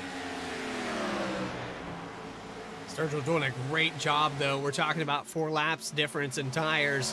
The 23, though, diving to the bottom. Man, he's fast at 3 and 4. Now 0.2 of a second. He picked up probably 0.2 that lap. I think Sturgill was trying to fend the top off again, but Massey was ready for it, went bottom. The same thing again. 90 takes the top away. Massey's going to go to the bottom in return. Sturgill up the track. He might have tapped the right rear on the wall, but he kept it straight. 10 laps to go when they come across the line this time. Whitley had another issue, but he kept it straight again. This battle for the lead's still hot. Whitley down on the apron on the backstretch. Looks like the 2nd or 3rd time here tonight that Whitley's had a problem. And now a dive to the bottom by Massey. Side by side for the lead as they exit 2. Sturgill, it's all about for Massey when he goes to the bottom. He's going to just really try to force him into a mistake. He's going to force Sturgill into a mistake by running too hard on the top side. And then in return, Sturgill's going to get too nervous to run that top side and give Massey the top. This could be the race if Massey could just cling onto the right rear of Sturgill, but he can't do it.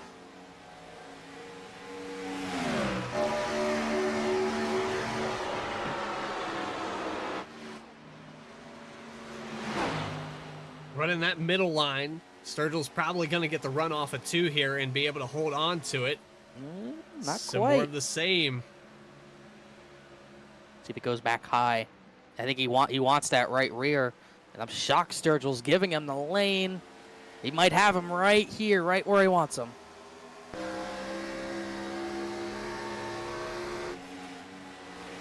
Oh, loose there into the man. quad oval.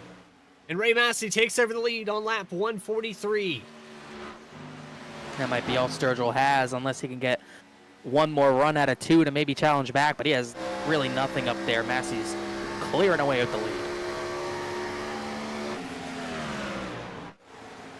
Jeff Wright in the 3rd position. He's pulled out about 1.2 seconds over Ryan Carwile. Chad Klinger in 5th. With the lead change here with about 5 to go.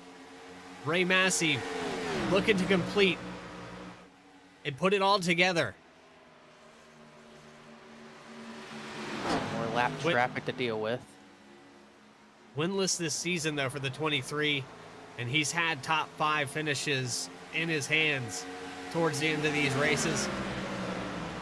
I think he's given them a little taste of what they can expect next season.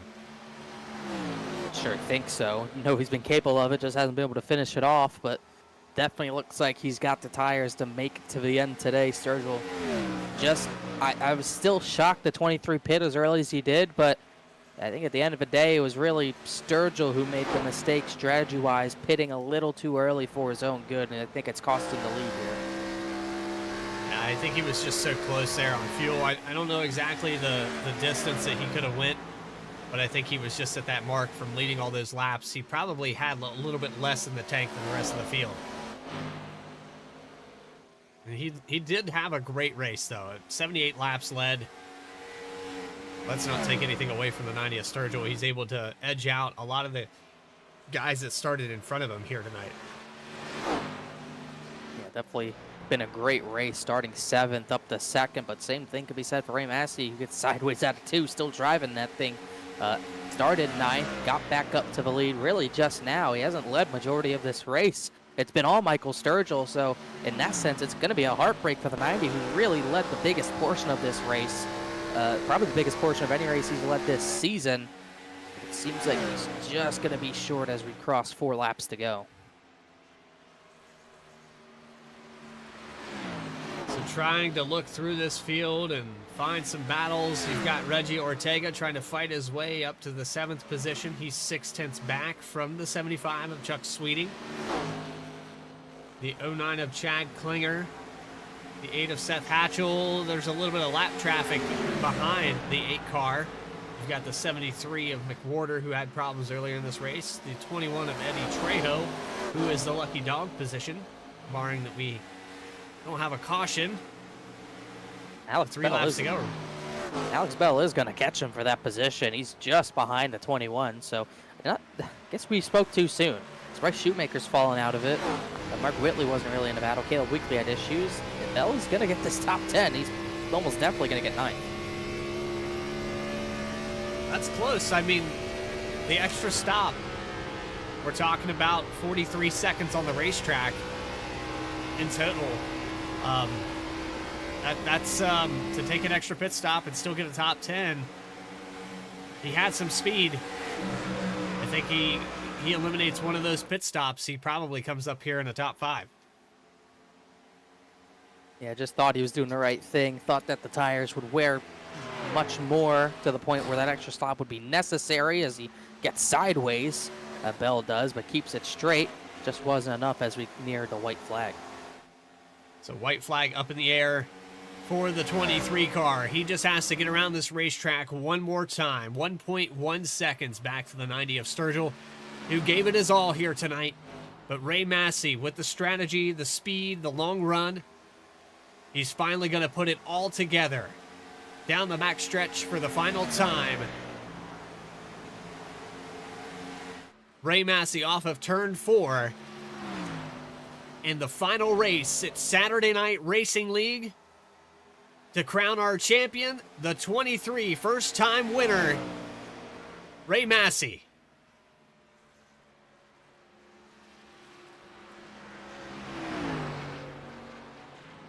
And congratulations to him to finally put it all together. And I know we've seen it all season long. He's had a dominant car. He's had a great top 5 race.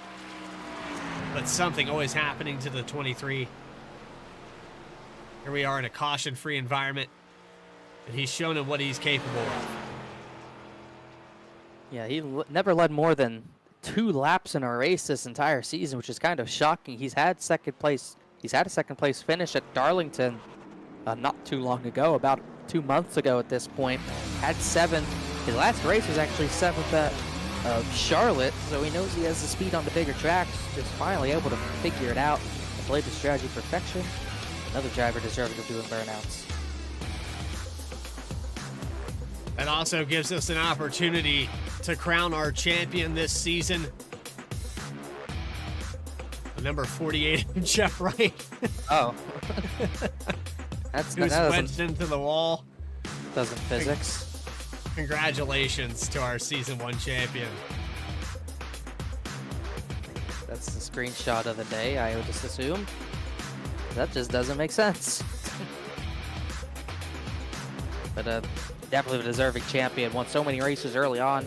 Those bonus points really were what paid off because he didn't have the best of races in the chase. Especially last week at Dover, did not have a great run, but those bonus points, all those wins, end up really paying off for him. So we're going to have a lot of post-race interviews. We're going to try to get, some drivers that didn't finish in the top 3, but maybe the top 3 in your points. And we're definitely going to talk to your race winner, Ray Massey. You're watching the Saturday Night Racing League season finale at Atlanta Motor Speedway.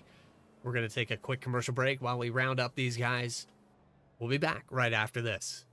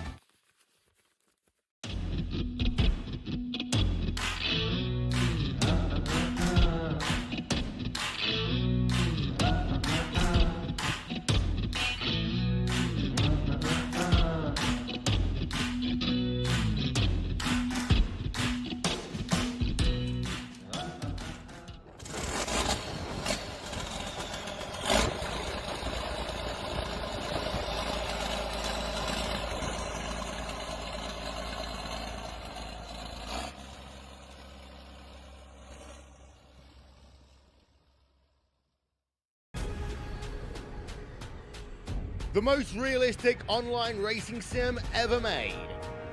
This is iRacing. Detailed laser scan tracks, fully dynamic real world cars, and over 50 series to choose from. 6 online world championships offering over $400,000 in annual prizes. This is the original esport racing game. This is iRacing.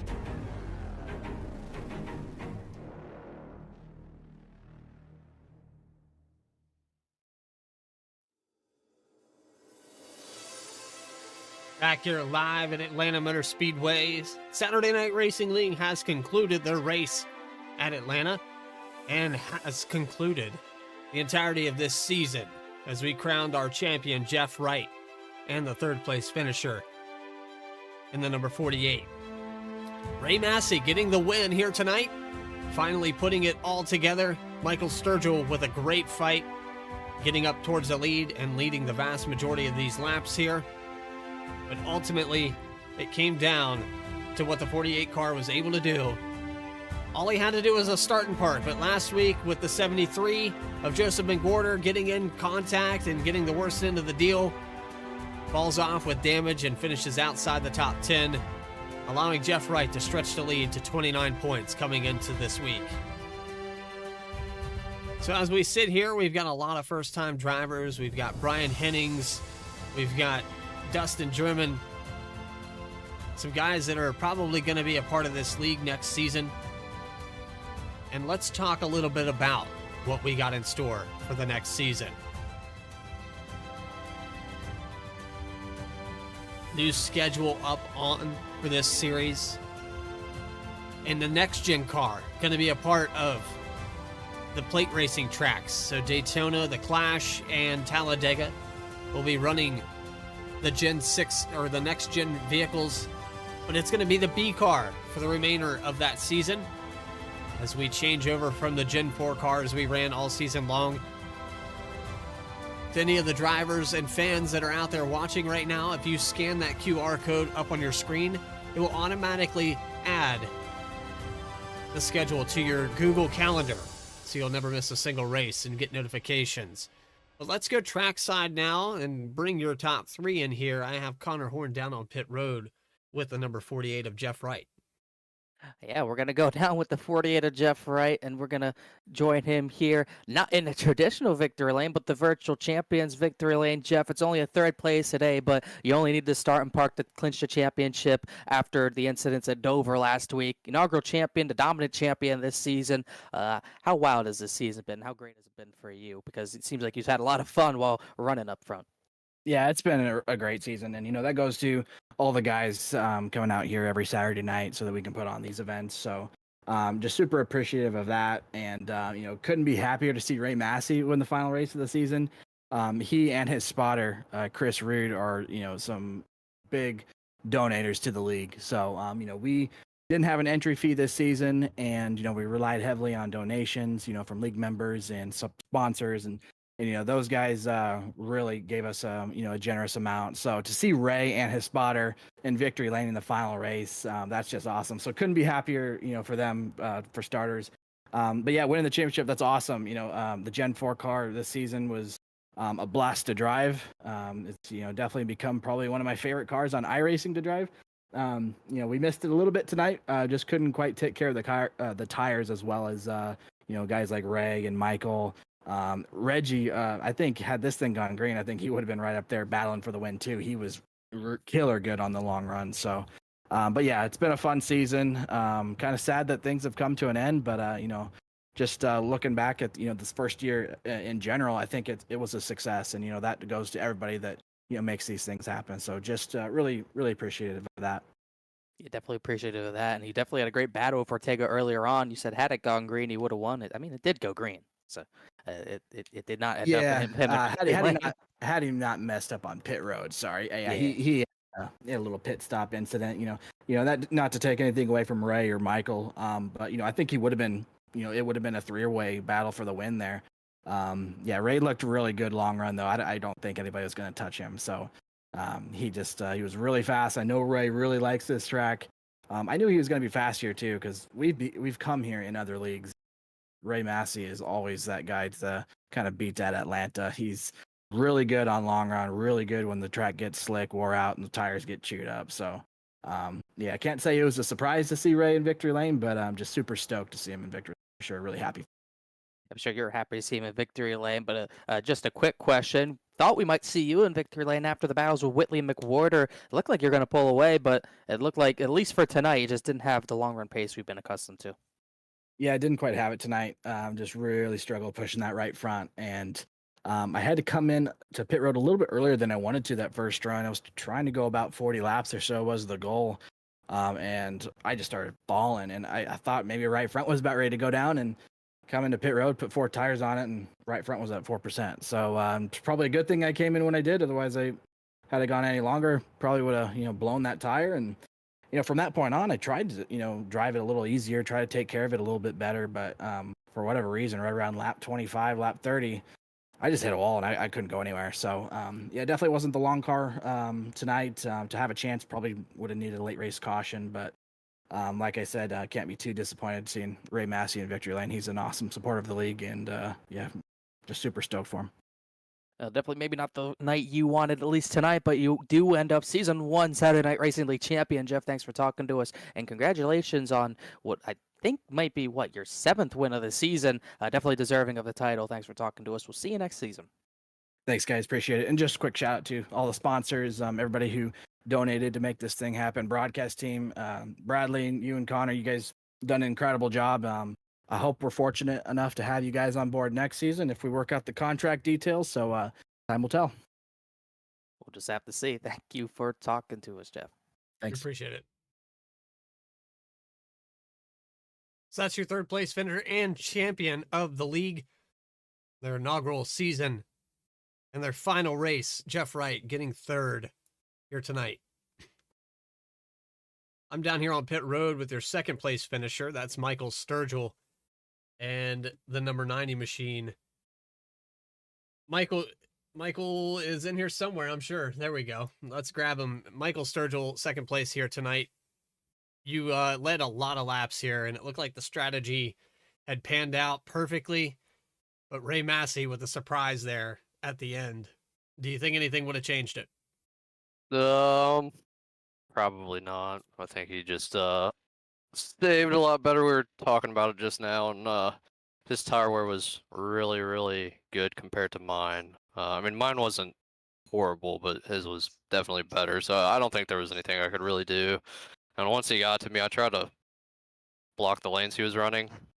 But as soon as I think he got to my outside coming out of 4, and I knew he just ripped the top in 1 and 2 and be gone. But I'm glad it was him. I don't think he's won in here before, so glad he got his first one finally. He's one of the guys in the league that I've never had any sort of issue with, so glad it was him.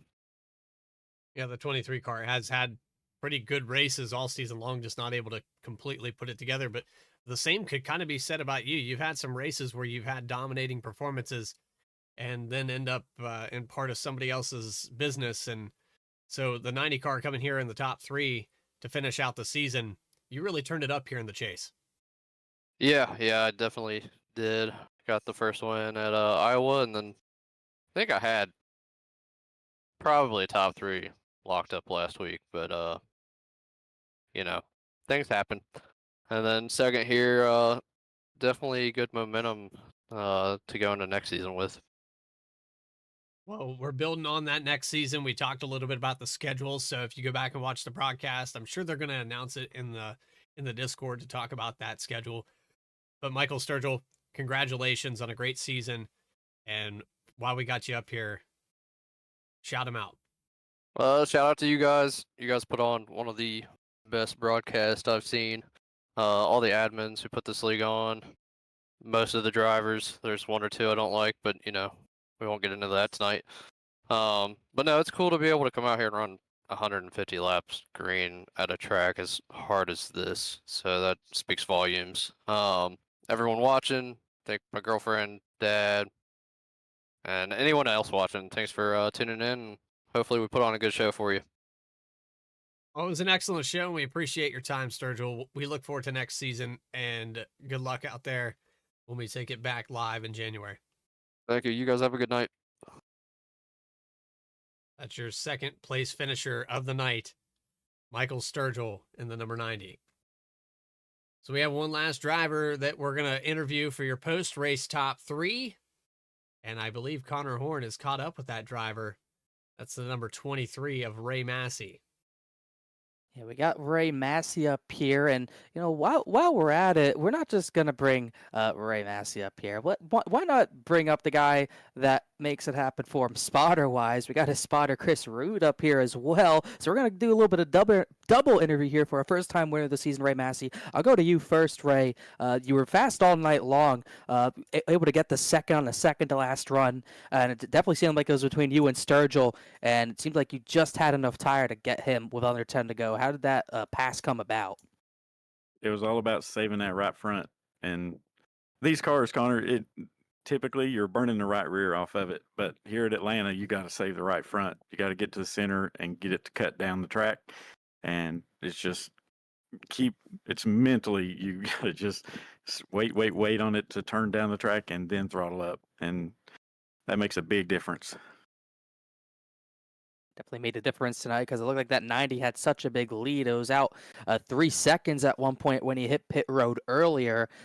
Did you really think you were going to be able to get to him? Because for a long while he was the dominant driver of the race, but it seemed like you got to him with 8 laps to go and just he wasn't really able to defend. So do you think just it was all that tire saving that led up to that pass?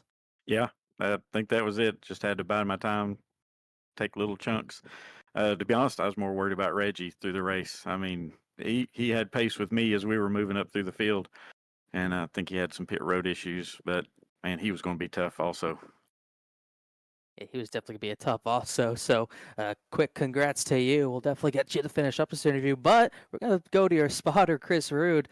Chris, you've been working with Ray pretty much all season long. You've had great races all season long, but just seemed like coming into this week, Ray just maybe had a little bit more here at Atlanta than we've seen all season long. I think Jeff even said that whenever you come to Atlanta, Ray Massey's a factor.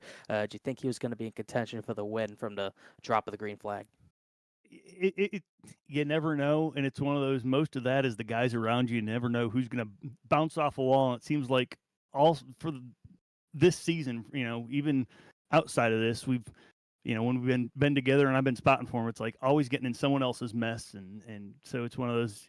Every time I'm sitting here watching him and he's behind a wheel, I think he's got a chance to win because it's just fun watching him race, even if I'm not calling a race for him, calling stuff out. So, but he does a good job, and really got a shout out to Didi as well, helping with crunching the numbers. So it's not just me up here doing that. He's a big part of helping us with that strategy. Yeah, definitely a big factor. You guys are probably the most complete team in the Saturday Night Racing League series. How big is all three of your guys' teamwork when it comes to doing the strategy, doing the spotting, and just making sure Ray has the perfect race week in, week out? A lot of times I kind of say, hey, Didi, you take care of the math because I can't do it and watch the track. So even like coming through things tonight, it's like when everything's green, it's watching for, hey, you got fresh tires coming, behind, fresh plus 9, tires to the guy in front of you, so you're going to catch him. So, I focus on that stuff. If I can call lanes, the normal spotter stuff, and sometimes Didi and I'll get in a chat and actually text, so we're not, in Ray's ears trying to do that. But it seems to work out, and I think we developed pretty good chemistry, and definitely have a good time when we're together. Yeah, definitely seems like you had a good time this season, a good time tonight, especially. Ray Massey, for you, your first win in Saturday Night Racing League. Look forward to probably having you next season, no matter what. Anyone else you want to thank for this? Yeah, I always like to thank my sponsors. They're real life people. Clark Print Shop, that's my brother-in-law. He has a small print shop in Virginia. If you need bulk printing, any wedding invitations, graduation announcements, anything like that, he'll give you 23% off if you use code iRacing. And then walking and rolling costumes, those guys, they're getting some notoriety here lately. They actually had an article on CNN, their website. So a lot of good things happening there, and they've done a lot for the league as well. So yeah, I always want to thank you guys in the broadcast, Connor, you and Bradley. Y'all do a great job, and then the admins, Jeff, Reggie, Chad. Those guys do a lot behind the scenes to get this league going, and we just have a blast here. These great group of guys to race with. It's a lot of fun. Yeah, definitely been a lot of fun watching you this season. And first time winner, the final first time winner of the season. You do it at Atlanta. Congratulations, Ray. Congratulations to you as well, Chris. Thanks for talking to us. Thanks, fellas. Thanks, guys. Yeah, no problem. So there it is, concluding that race at Atlanta with your top 3. We've got a few drivers that we'd like to talk to post-race that maybe didn't have the finishes that they deserved or had a rough time throughout the season. And I think the first one that we should bring up is the number 81 of Ryan Carlisle.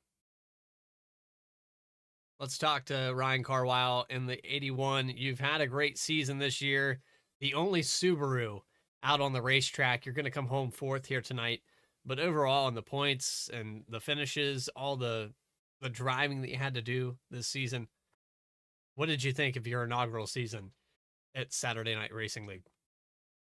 I thought it was pretty good season all in all. I didn't run the full schedule, but I'm just pretty glad to get a good finish tonight after the last 2 weeks. Hitting the barrels and then having my VR headset go out last week.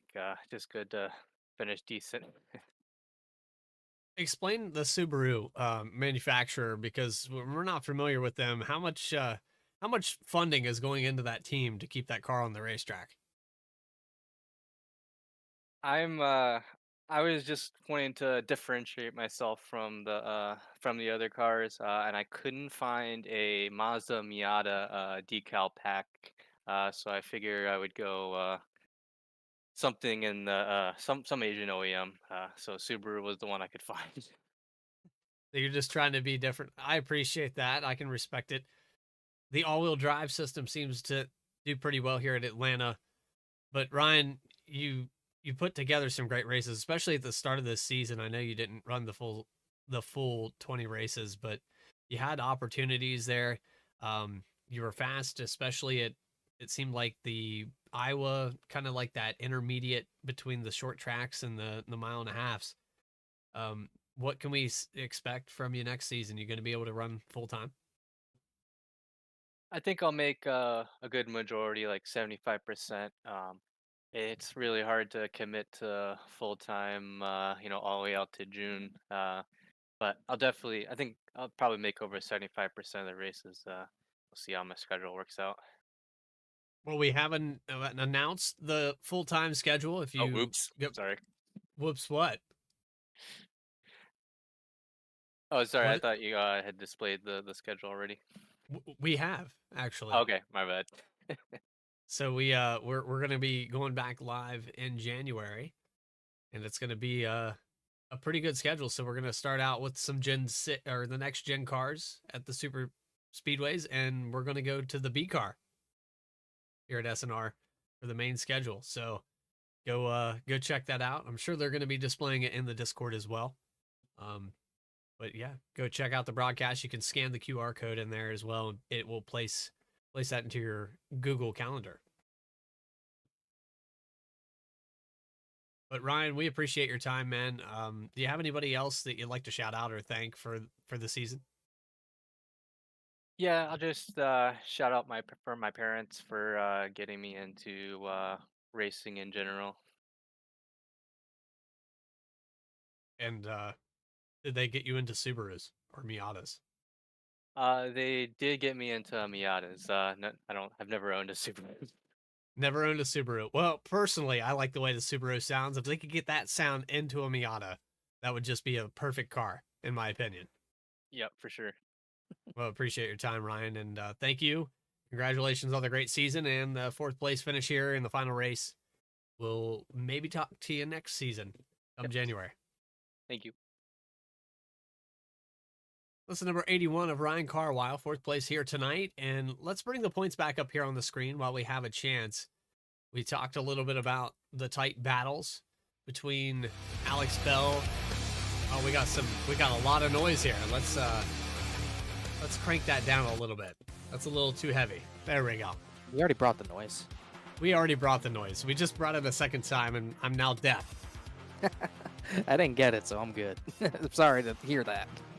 Yeah, everybody out there in the broadcast, I apologize. We had we didn't plan that one out. This is post-race coverage that we haven't explored before.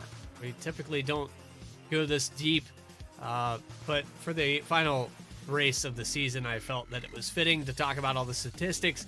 And with AJ Serrato not here tonight, I think that locks it up. Max Koss was about 19 points ahead of Alex Bell, so that's going to be kind of tight there for 4th, but Max Koss getting a top 5 here this season. Yeah, I think Koss definitely was able to hold off. He only finished 5 spots worse than Alex Bell, so I think he definitely kept 4th. I think the top 3 likely stayed the same. McWhorter and Sturgill did have big discrepancies tonight, but I think Sturgill not getting the win probably discounts any chance of him getting 2nd for McWhorter after Joe McWhorter. A really catastrophic race after the VR headset went out, so I would assume your top 4 are going to stay the same. Alex Bell almost definitely, well, he did definitely pass Stravato. Then Chad Klinger was about 19 points back. I think it most definitely got that spot from Stravato as well, so I would be inclined to assume Bell and Klinger end up 5th and 6th with Stravato. Maybe 7th or 8th. Caleb Weekly might have made a move as well. And obviously Ray Massey with the big win. So definitely going to be some shuffling in that points, but I can almost say for certain that our top 4 stayed the top 4. We're going to have one final interview here. I'm going to bring up the number 13 of Caleb Weekly. He did struggle here a little bit tonight, but he was in the top 10 in points as well. And that is Caleb Weekly up here with us in the broadcast booth. Do you got a copy, buddy? I've got a copy. Now, we know that you struggled a little bit here tonight, but it looked like you had a pretty solid season in the number 13 Trevor machine. And, talk about that turn 2 exit wall, because I think you were closer to that than anything else on this racetrack the whole time. Yeah, I'm not sure what happened. I was fine in practice. I wasn't hitting that wall a lot, and then all of a sudden in that second run, I just started hitting that wall like every other lap. I don't know if there was something you had personal against it, but the safer barrier, that's, I think, what was throwing you off. It branched out right there at the exit. You were able to somehow lift the rear tires of the car off the racetrack and still not bring out a caution. And I don't think I've seen that ever out of the Gen 4. Yeah, well, I can, for how much I lose control of these cars, you kind of earn the skill of not wrecking when you get loose. Falling with style, I believe, is what they called it. Yeah, totally. But Caleb, the inaugural season here has concluded. We've announced the schedule. We're going to talk a little bit about it. We're going to go to the next gen cars for the plate tracks, and then we're going to the B car. How comfortable and confident are you to carry that over to the next season? With these guys, when in ORL a few years back when we went to the B car, I struggled a lot, but I think I've really stepped it up as far as results go. In another series called ORL, I only got a max of 2 top 10s a season, and I've gotten 3 this season. So I think I can use this momentum into next season and hopefully get a win. Well, I know that you're tough to pass. I've been out on the racetrack with you before, trying to chase down the 13. You do a phenomenal job. I think it's just gonna play into your hands a little bit better with having a car that's a little more predictable and stable. These next Gen 4 cars are not as supported as, the B car and cars that are current. So the physics there and the damage models, they'll evolve and continue to build. So outside of that, man, do you have anybody you'd like to shout out for the season that you've put together this year? Definitely Jeff for getting Jeff, Reggie, Chad for getting the series started. My grandma for watching. About every race starting since Bristol. I think she's seen every race. And definitely Max. He's these last few races, we've been in the same voice chat, and he's kept me sane during these races. So, Well, Max is good at keeping his own sanity, even when things are against him. So that's probably a guy you want to be with there on the team. But outside of that, Caleb, we appreciate your time. We look forward to next season, and good luck, man. I know that I know it's been tough, but we're gonna be in a little more stable car next year. Good luck out there, man. thanks, Bradley. There's Caleb Weekly, and I believe will be your 8th place finisher this season. So a little bit of a family reunion just below in the broadcast waiting right now. I don't know if you can see that or not, Connor. The entire Discord has jumped in there. Yeah, everyone's in there. So, I mean, outside of that, man, we put together a great season. I think we did a great job. Let's get those final finishing order up on your screen for you. Yeah, we got to go through them. A lot of very solid finishes tonight. Ray Massey going to bring home the win. The first win of the season for the 23. Michael Sturgill and Jeff Wright, the top 3. Ryan Carwile brings it home 4th. Chad Klinger with a great 5th place finish. Seth Hatchell 6th. Chuck Sweeting.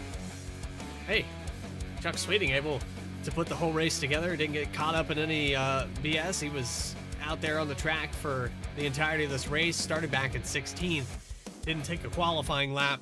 75 7th. Reggie Ortega, a guy that probably would have been part of the top 3 battle, barring that penalty or mishap on pit road, whatever the case may be. And then Alex Bell with a 4-stop, an extra pit stop, getting a top 10. Eddie Trejo will come home in 10th position. Some guys here that maybe didn't have the right strategy or just had some misfortune strategy. Austin Belke got 11th. That might be his best finish. One of his best finishes for sure. So strong run for him. Caleb Weekly finishes 12th position tonight after some bouts with that turn 2 wall. Just McWhorter out before he really got a chance with his VR failure. Finishes 2 laps down 13th. Max Cost had a struggle. Finishes 14th. Likely retains 4th in the standings though. Bryce Shoemaker was top 10 late, could not stay there, finishes 15th. Mark Whitley went out near the end of the race. He had multiple incidents, big struggle for him tonight. Ends up 16th. Brandon Wallace 17th, had internet issues. Dustin German went out after running out of fuel, 18th place. And then Hennings, the 74, making his debut. Brian Hennings pulled off early 19th, and Joshua Banks, who was in the wall very early on, our last driver tonight. So that will conclude an amazing season here for Saturday Night Racing League. I hope you guys enjoyed it. It's been a good one. I enjoyed it personally. I looked forward to Saturday nights, and initially wasn't something that I was predicting to do. This league has put together a great show, and they put together a great team of people to bring it to you. But for everybody that helped bring this broadcast together, Connor Horn, I would especially like to thank you. You've been a great co-commentator all through this season. Adam Baker for finding and founding V-Speed. Eddie Smith joining us recently as a producer. Alec Martinez being a part of co-commentating during the Tuesday nights. And everybody else that's ever been a part of V-Speed. I truly, truly thank you. We've had a great year this year, and it's only going to get better from here. And then, just want to say from the bottom of my heart, I appreciate all the leagues that have asked us and gave us compliments over the series of all their seasons. But outside of that, if you haven't subscribed to V-Speed, it's really easy. All you have to do is tap that screen or use that cursor, and you'll never miss a single race when we go live. We have more racing for you. We've got a Tuesday night broadcast. We've got a Monday night broadcast. We've got a lot of racing left to be done. And it's only going to get bigger and better. V-Speed 2, VSRN, Eddie Smith doing a great job over there. But as we wrap up the season here for Saturday Night Racing League, we're going to be back live in January at 10 p.m., most likely Eastern Time. We appreciate your time, everybody. Have a great weekend and take care.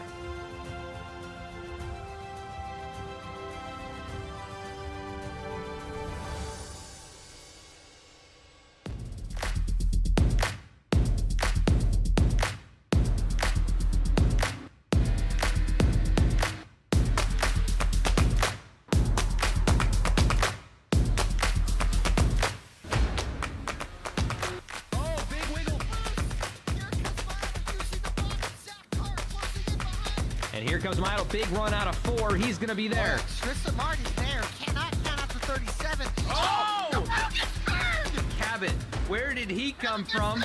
Here comes Slack. Slack. A punch from the 33. It's a drag race. The Magic Man wins it Auto Club.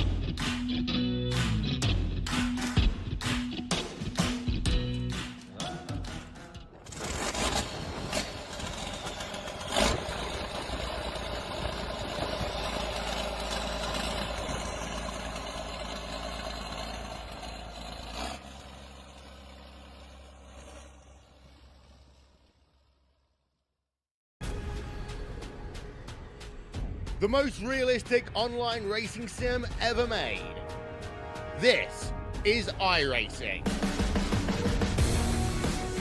Detailed laser scan tracks, fully dynamic real world cars, and over 50 series to choose from. 6 online world championships offering over $400,000 in annual prizes. This is the original esport racing game. This is iRacing.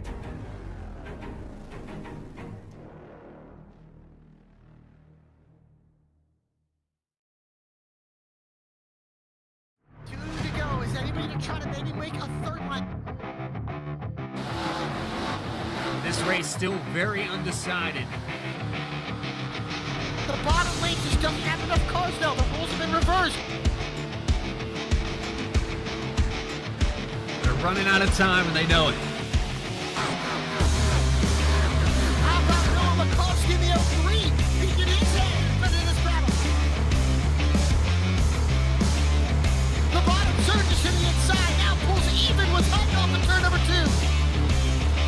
900 horsepower at their feet. Banks doesn't have a push. Hutton, can he do it off of turn 4? Wright giving him another push. They stack him to the outside. And the line checker flag. Big surges to the bottom.